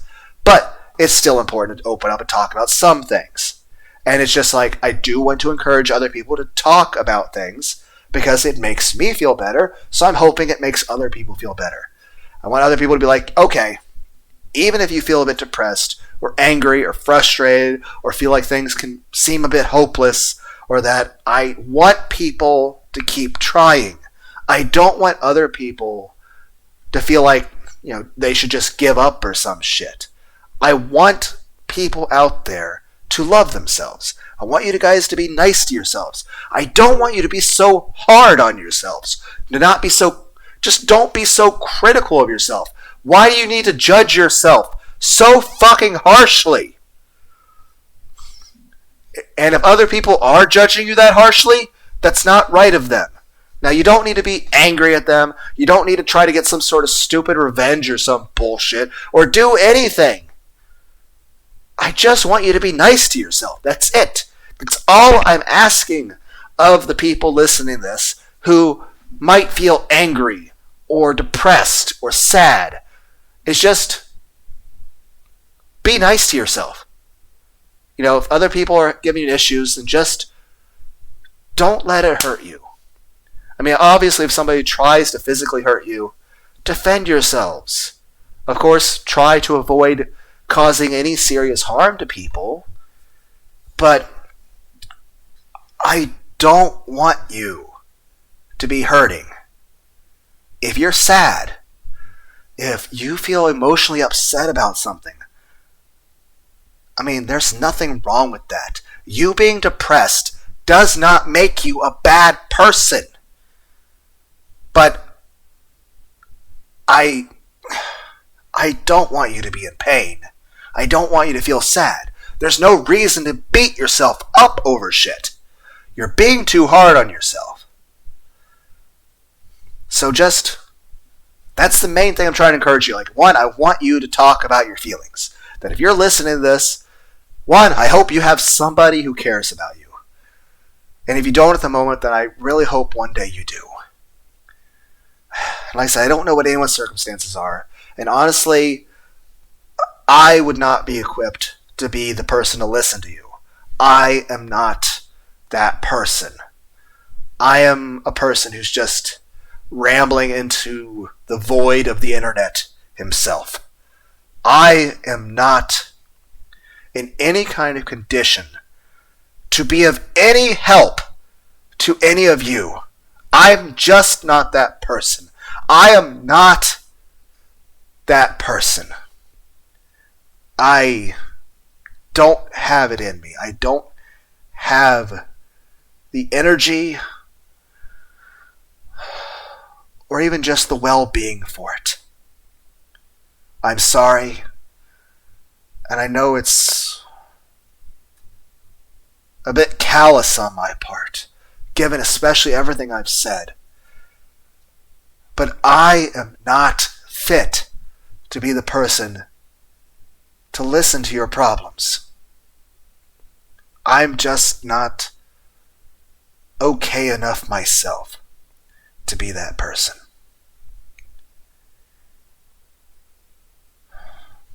But I hope that you do find someone who is, and who, cares about you, somebody you can trust. Even if it's just you making your own YouTube channel and rambling into space, and either nobody listens to it, or if they do listen to it, they just respond probably with hateful things. And again, don't take that personally. It's the internet. Everybody. It could be anything. You could post a picture of a fucking kitten playing with a ball of yarn. There will be people who will talk shit about it. It's the internet. No matter who you are, no matter what you're talking about, there will be people who will say the most horrible things to you. That's just the way the internet is. It is one of the core rules of what makes the internet the internet. That heck, it's a very clear concept that when it comes to people being anonymous, that they're more likely to be cruel, to be callous, to be hateful, to be dismissive, to not have any kind of empathy for another person. But most of all, they're more likely to bully. They're more likely to say horrible things. That's just the way the internet is.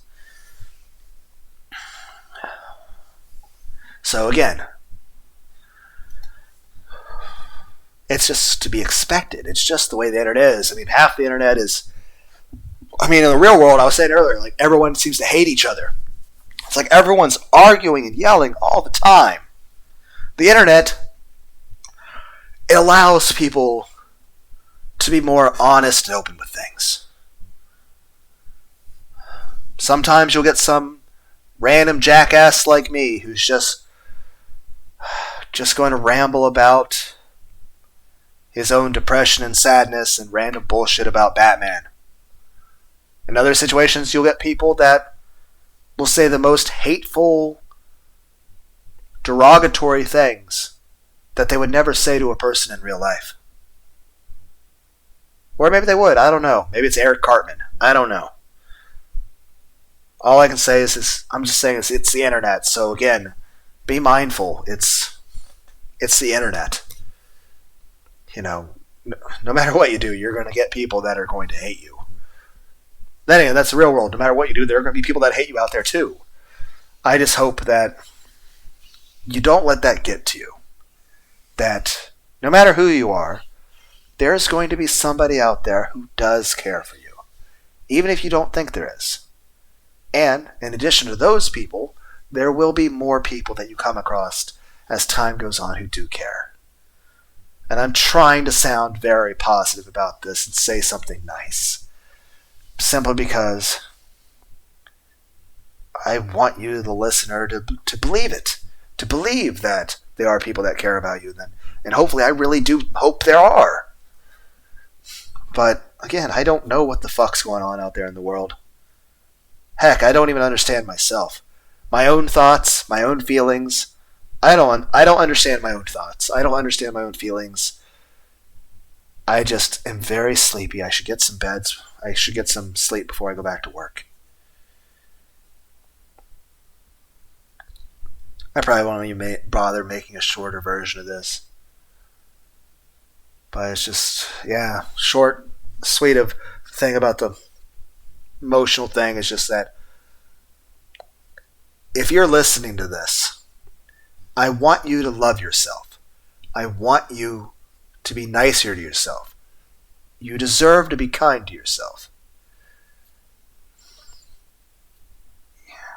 It does not make you a bad person if you're depressed.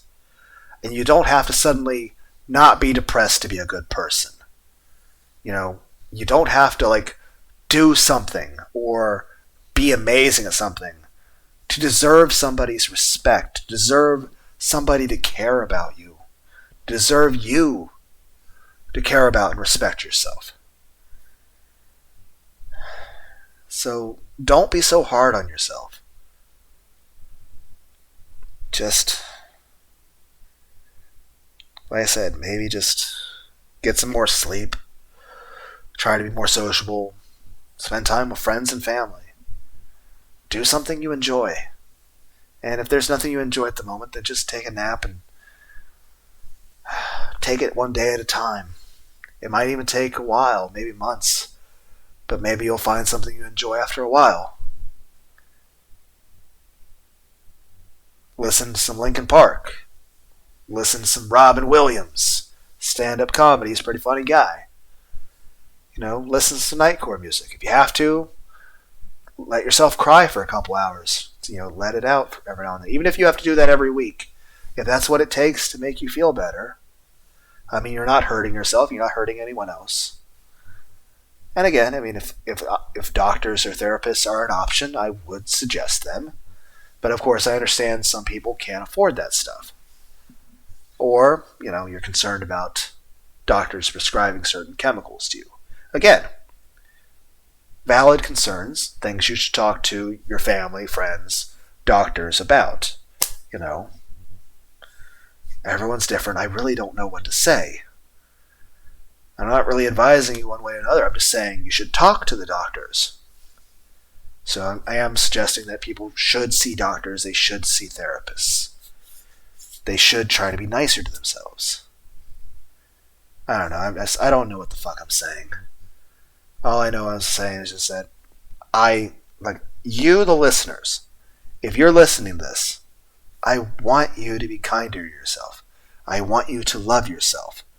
Don't be so hard on yourself. And if other people are being hard on you or having issues with you, then don't let that get to you, okay? Whatever is being said to you, you don't deserve that. However they're treating you, you don't deserve that. But also, you don't need to lash out at them either, unless they're trying to hurt you and you need to defend yourself. Because I don't want you to get hurt either.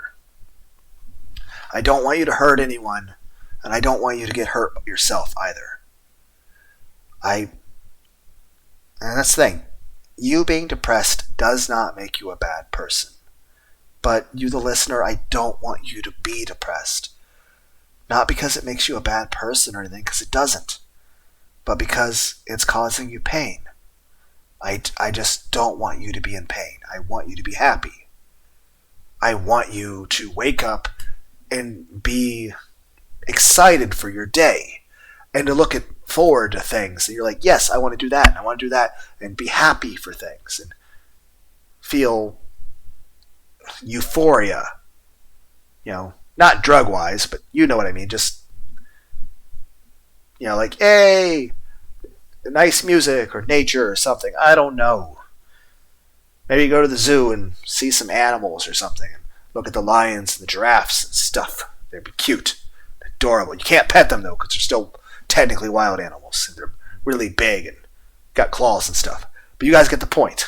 Like, go to an aquarium, see the stingray. Be all cute and adorable. But I don't know. I don't know what positive thing I can really say. I'm just saying, I want you to be kind to yourself. I want you to love yourself, okay? Even if you have to listen to an ASMR video of someone doing a pre-recorded video of them giving you some sort of positive affirmations and saying nice things to you. Even though it's not really directed really to you. It's just a recording someone did and put on the YouTubes. It still would be helpful to you to hear someone else's voice saying nice things to you. Telling you that you have value. That you're cared about. That you're loved. That you're appreciated. That, it's noticeable that what you're going through and that, that the speaker is proud of you for getting through another day of all of it and just doing as well as you do. Even if you're hard on yourself and think that you're not doing well. To still be like, someone sees that you're struggling with stuff and you're doing the best you can. And that they're proud of you. and they're glad you made it through another day and you're doing well. So I don't know like what helps with that shit. I don't know. Like I said, I'll probably listen to some Neko ASMR or some shit because I'm cringy as fuck and I like Nekos. Whatever. But also I really, really need to sleep. Like I said, I wanted to play that Eclipse something game. But yeah, this is supposed to be like a 30-second clip. And then maybe like a 5-minute video of me playing a video game. But hey, it just means if I play it tomorrow, I could maybe do a little longer to some sort of roguelite or something. Really don't know what I'm passing the fuck out. Because I need to go to sleep and go back to work. But it's just... I don't know. But yeah, that's the biggest thing about... Let me drink some more root beer.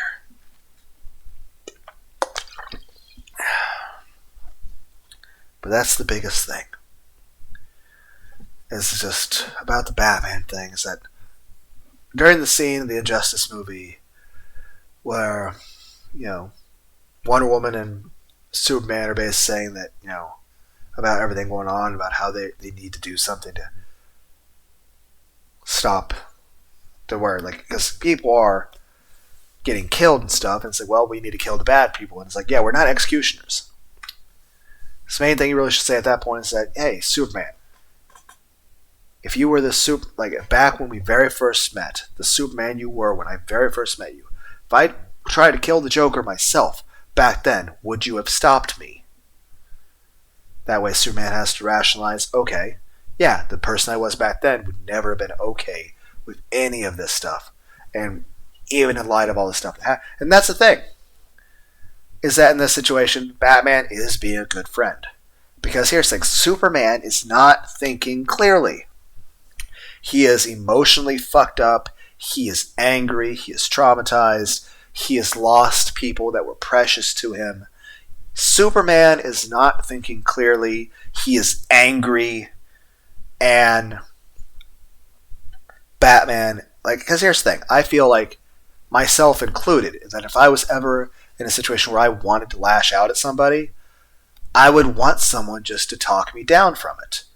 Like, granted, yes, I would probably be furious. I would probably even, who knows? Like I said, hopefully never, but I would hope that if such a situation were ever be, that somebody would just talk me down from it. Same way, I feel like, yes, if I see somebody else and they're pissed off, yes, they have a right to be pissed off, but I'm still going to try to talk them down from doing whatever angry bullshit thing they're going to do, even if they're somewhat justified in what they're doing. The fact of the matter is this, I'm the calm one, so I'm going to talk that person down. Because at the end of the day is this, Superman is not thinking clearly. He is angry. He is still grieving. He is upset. He is not thinking clearly. So it requires someone like Batman to, you know, try to be that voice of reason. I'd imagine if the situation were reversed, that while Superman would not, like, say if the situation was reversed and it was like Catwoman and Joker killed Catwoman, that situation blew up Gotham. And then, you know, Batman murdered the Joker. Obviously, Superman would not throw Batman in jail or anything. But if Batman all of a sudden was like, I'm going to go to, you know, Metropolis and kill the supervillains there, and the equivalent of whatever Arkham is for that, you know, Superman would talk Batman down from it. Because at that point, Batman would not be thinking clearly. He would be very angry. So that's the thing.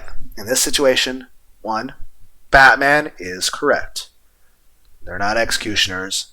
And it is morally wrong, especially at that point they're actively, you know, pursuing executing people. And yes, there are circumstances in society where it might be necessary. But I feel it should always be a last resort. And yeah, there are people that when they're the ones that are wronged are going to be furious and angry. And they have every right to feel that way. But I feel it's important for people who are not angry in that circumstance to try to talk the angry people down. To be like, hey, you're not thinking clearly. But yeah, like I said, in the terms of injustice, both the movie and the video game, Batman is in the right. But again, that's coming from an idealistic standpoint. And of course, well, the real world really doesn't function that way. But thankfully I don't live there. Slight humor, I guess. I don't know. I'm trying to be kind of lighthearted or funny. I don't know. I don't know if it's working. But you guys get the point. In general, I agree with Batman. I agree with Vash the Stampede. But again, I realize that, especially with some situations that are going on in the world, the real world isn't so accommodating of lofty ideals. But I think it's important to try to have those ideals. And yeah, even if you try to pursue those ideals, you may not succeed at following them all the time. But it's like, say with Superman killing the Joker. Just because he killed the Joker doesn't mean he needs to suddenly go off the fucking rails and start killing all the people at Arkham and all that and going beyond that and on and on and on.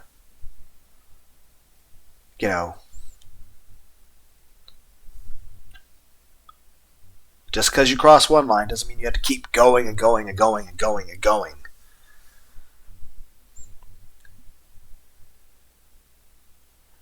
But I mean, this situation, like, partly it's just they're angry.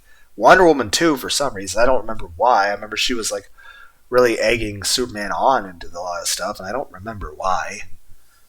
But it's just like people are a mix of, and that's the thing. Sometimes real world too, people will be a mix of angry, but they'll also be like self-righteous, to where like they think they're doing like the greater good, and they consider it justification for committing horrible things.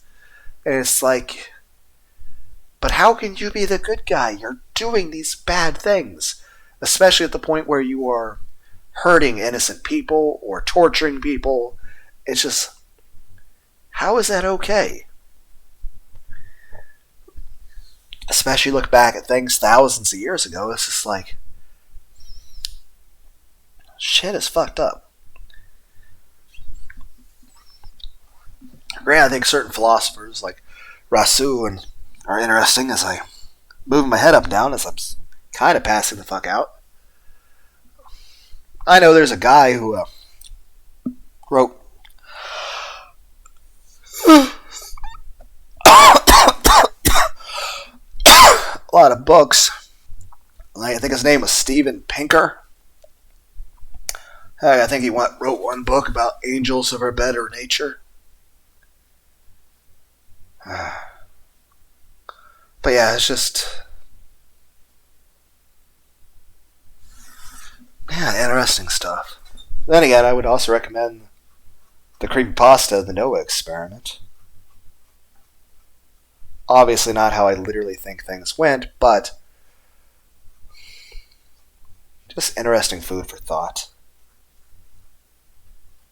I mean, heck, another thing would be, you guys have seen the pictures, especially all the internet memes of realistic, biblically accurate angels. Keep in mind, there is also that line in the New Testament that, they're asking Jesus, well, there's a man, he's married to a woman, and then he dies, but he has like 7 brothers or some shit, and she gets remarried to the next brother, he dies, and so on and so forth, until she's married every brother, and they're all dead. At which point I'm starting to be really concerned about what the fuck's wrong with, the wife in that situation, that all the husbands died. Like, what's going on here? But aside from the context of what the fuck's going on in this story, he's like, okay, so which one's married, in heaven? And he's like, well, doesn't matter. It's like, we'll all be as the angels. And I'm like, in the context of, the story, like the ideas of the biblically accurate angels. Granted, angels can also have human forms and all that stuff too. But it's just like, we'll be as the angels. In what way? What exactly does that imply?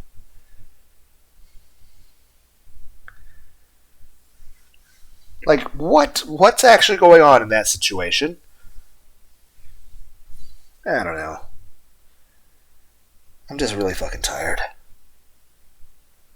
I need sleep. I will say this.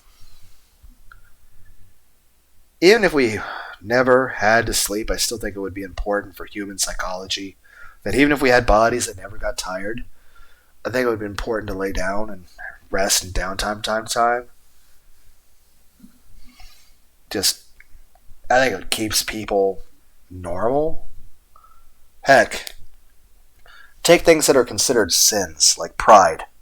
Yes, you shouldn't be arrogant or haughty, but if you don't have any pride at all, then how do you get up in the morning? How do you do anything? I mean, and you might say, well, what about the difference between pride and ambition? Pride is the belief that you can do something. Ambition is the drive to want to actually use it to accomplish or something. For example, take push-ups. Pride is the belief that you're capable of doing a push-up.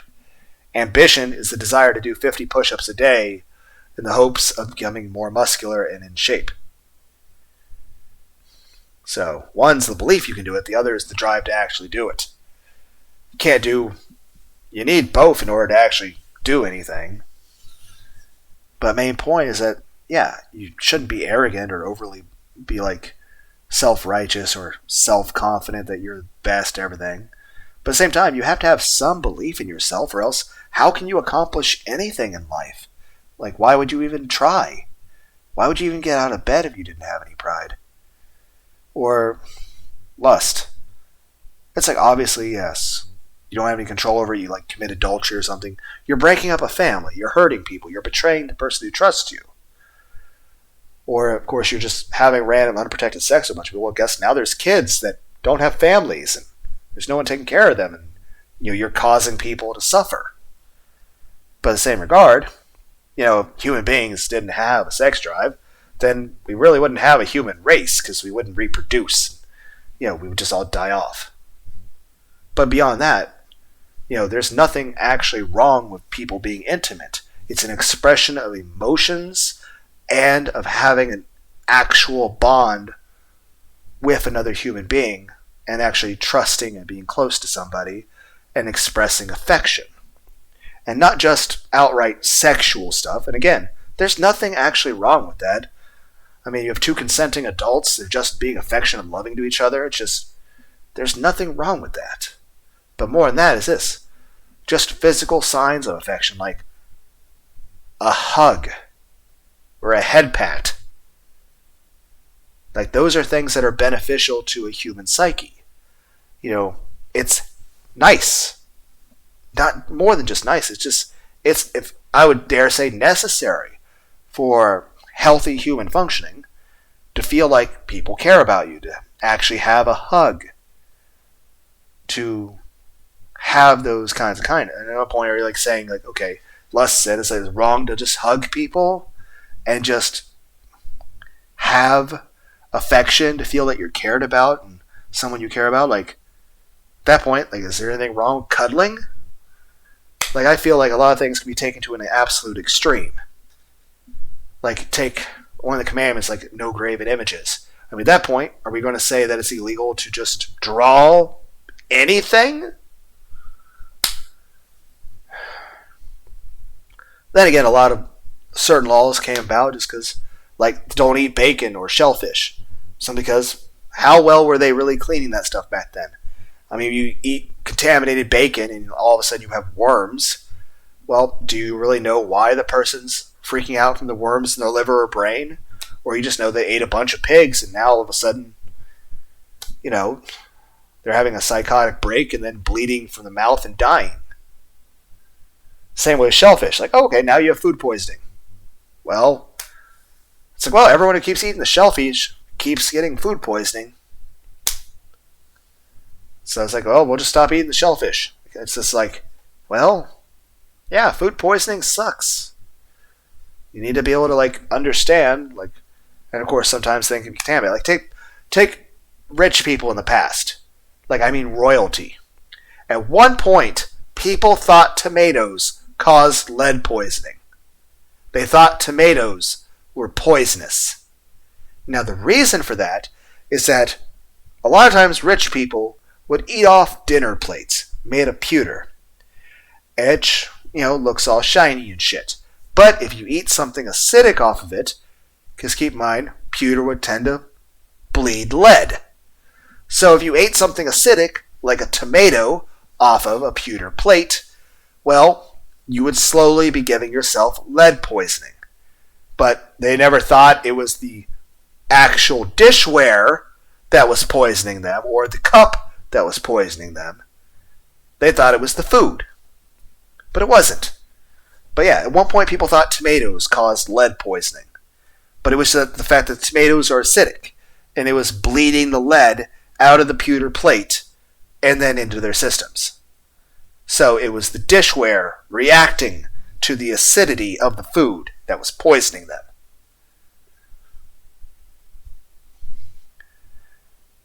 I'm talking about random bullshit now. I'm tired. I need sleep. But I need to make a shorter version of this. Heck, I've never actually made a video that was actually a short. I don't know how the fuck to do that. I'll figure it out one day. I don't know. Maybe, I don't know. But main thing is this. Aside from telling Superman, hey, Superman you were when I first met you, if back then when I first met you, if I decided to kill the Joker back then, would you have stopped me? What would you have said?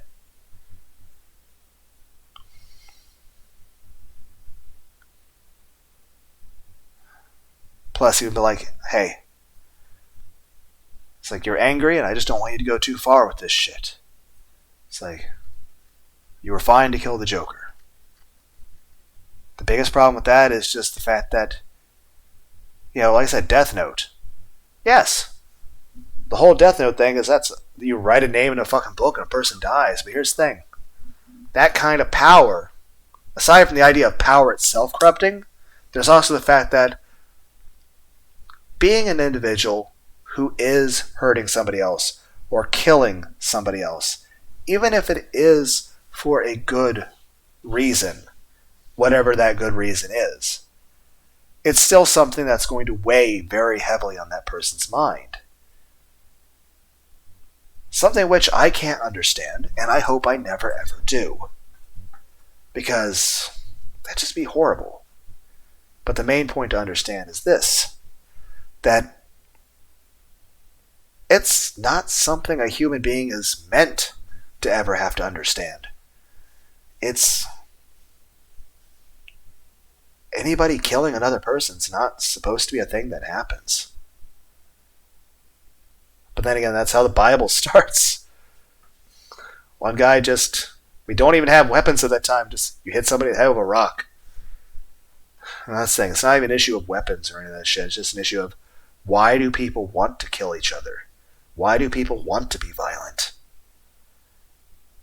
It's not an issue of what people have that they could hurt each other with. Because no matter what you take away from people, if they want to hurt somebody, they'll find a way. So the question is, why? Why do people want to hurt other people? What is going on with society that people just want to hurt others? I don't want to understand it. And like I said, I play violent video games. I'll play violent FPS and Mortal Kombat and Grand Theft Auto and stuff. Doesn't mean I'd ever hurt anybody in real life, no matter how sad or angry or depressed I am. The worst thing I'm going to do is make an annoyingly long video of a picture of Batman talking about my feelings and being all sad and whiny. So yeah, the worst thing I'm going to do is I'm going to annoy people and talk about my feelings and listen to ASMR and nightcore music and just take a nap. Or make just stupid videos of me playing a video game poorly and yelling at it. or singing terrible karaoke,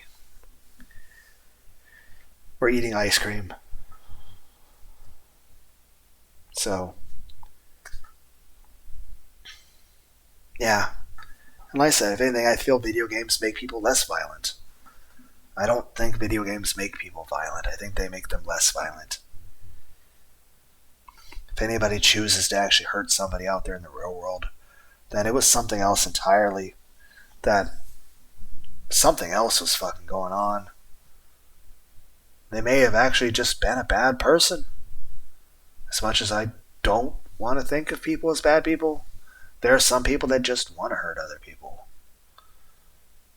And of course, I've had to interact with such people like that in the past, and it's usually those interactions with those people that were like that, it just caused me nothing but pain. Heck, things that happened 20 plus years ago, I still look back on, and it shouldn't bother me, but it still does.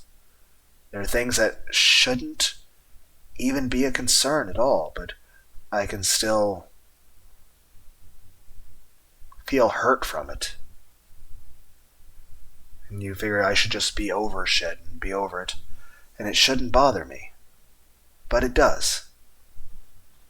But I guess that's just how people work, I guess? I don't know. Then again, there's like 8+ billion of us on this planet, and none of us are the same. Everyone's got their different feelings, their different perspective, the way of looking at the world. Like I said,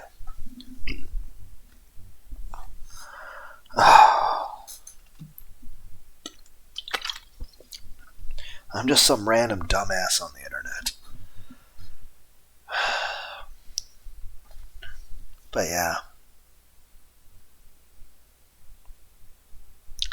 Ideally, I think the concept of pacifism is, like the way Vash Stampede and Batman are, is a good way to try to be, but I understand it's not realistic. I understand it's not even possible. But I still see it as a good goal to at least aim for. That even if you don't quite measure up to that goal, you're still doing better for it. It's kind of like if you're trying to work on your bench press. Even if you never reach what your goal is, you're still getting stronger than what you were the previous day. You may never be as strong as you think you should be, but you're at least getting stronger.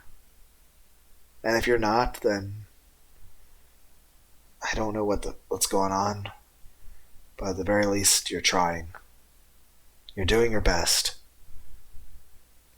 Just because your results aren't as good as what you want, or as good as what other people think you should have to do in order to be considered okay,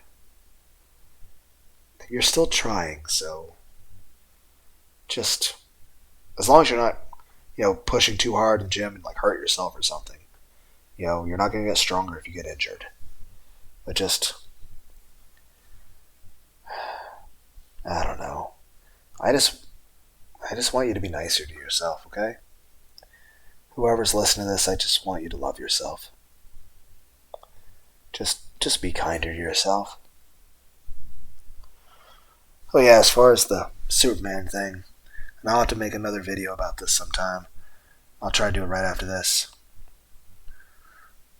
But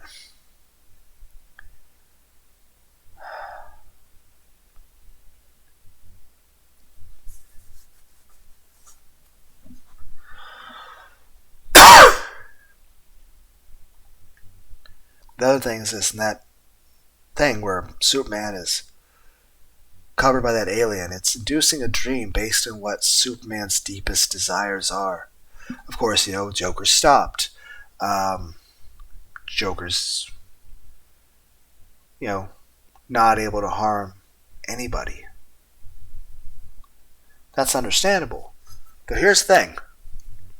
If you're looking at the situation of Batman killing the Joker and choosing to serve out his sentence, and like where Superman goes through that glass and says, "Come out here right now. I'll take you out of here. I'll free you right now." And the Batman says to him, "No, I committed a crime. I need to do the time." And then Superman respects that and just leaves and lets Batman rot in prison forever. Like, as far as I can tell from that, Batman stayed in prison for the rest of his life, surrounded by people that all wanted to kill Batman. He either died of old age in prison or got murdered in prison. I don't know. But here's the thing. One could rationalize this if it was the outside world and a real world event where it was actually Batman making this choice. But it wasn't. It's not like it was actual Batman and it was just using Batman logic of honor and pride and his one rule and justice and all that shit. No. Had nothing to do with that. This is the make-believe world in Superman's mind. He has no real control over it, but the alien is creating this world specifically to Superman's darkest or deepest or truest desires of what he considers to be not just the perfect world, but the world where everything goes the way he wants, in the way that would make him happiest. And the two most fucked up things about this is that, one, even after the Joker didn't blow up Metropolis, didn't kill Lois or his child, Batman rots away in prison for fucking ever, and Superman lives an idyllic life of happiness and paradise with Lois, experience all this stuff in real time, raises his child to become a superhero. At the end of the day, he still chooses that he wants to become a tyrant, and saying, looks down on the world, and even his child in this fictional universe is telling him that sounds like something that's fucking supervillain would say. And then he winds up trying to reason with her, like, no, that's the right path. So even in the perfect idyllic paradise where everything went just his way, he still eventually wound up deciding he wanted to be the tyrannical power. That it's not because of justice, it's just because it's what he wants. It's what makes him happy in that scenario. Plus, of course, when they break into that dream world to wake him and tell him what's going on, he has the option of just ignore them, tell them to fuck off, say, hey, it's nice just to be in this fictional world. I'll go back to it, I'll forget what all of you told me, and I'll go back to believing that all of it's real. Instead, he chooses to just wake up out of the dream and go back to trying to kill Batman.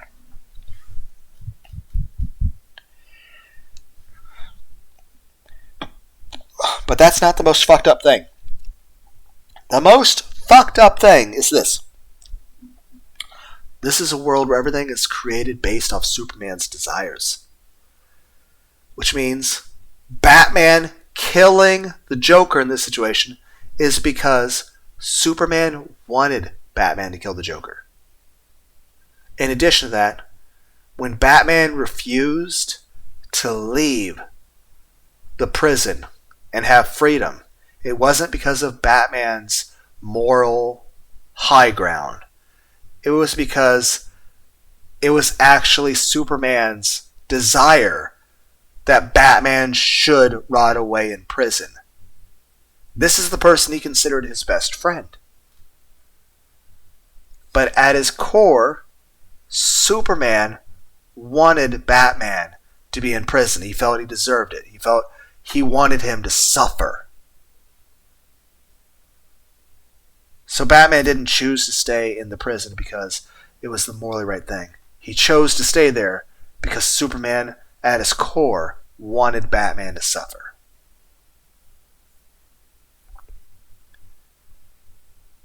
But, yeah, like I said, it's interesting what-if stories. But I like the ones more where, of course, Batman and Superman are the good guys. They don't do anything wrong, and they're best friends. basically the happy, cheerful, happy stories. I don't know. Okay, I'll try to make a shorter version of this. I hope everyone out there had a wonderful day. I'm going to try to get some sleep. Bye.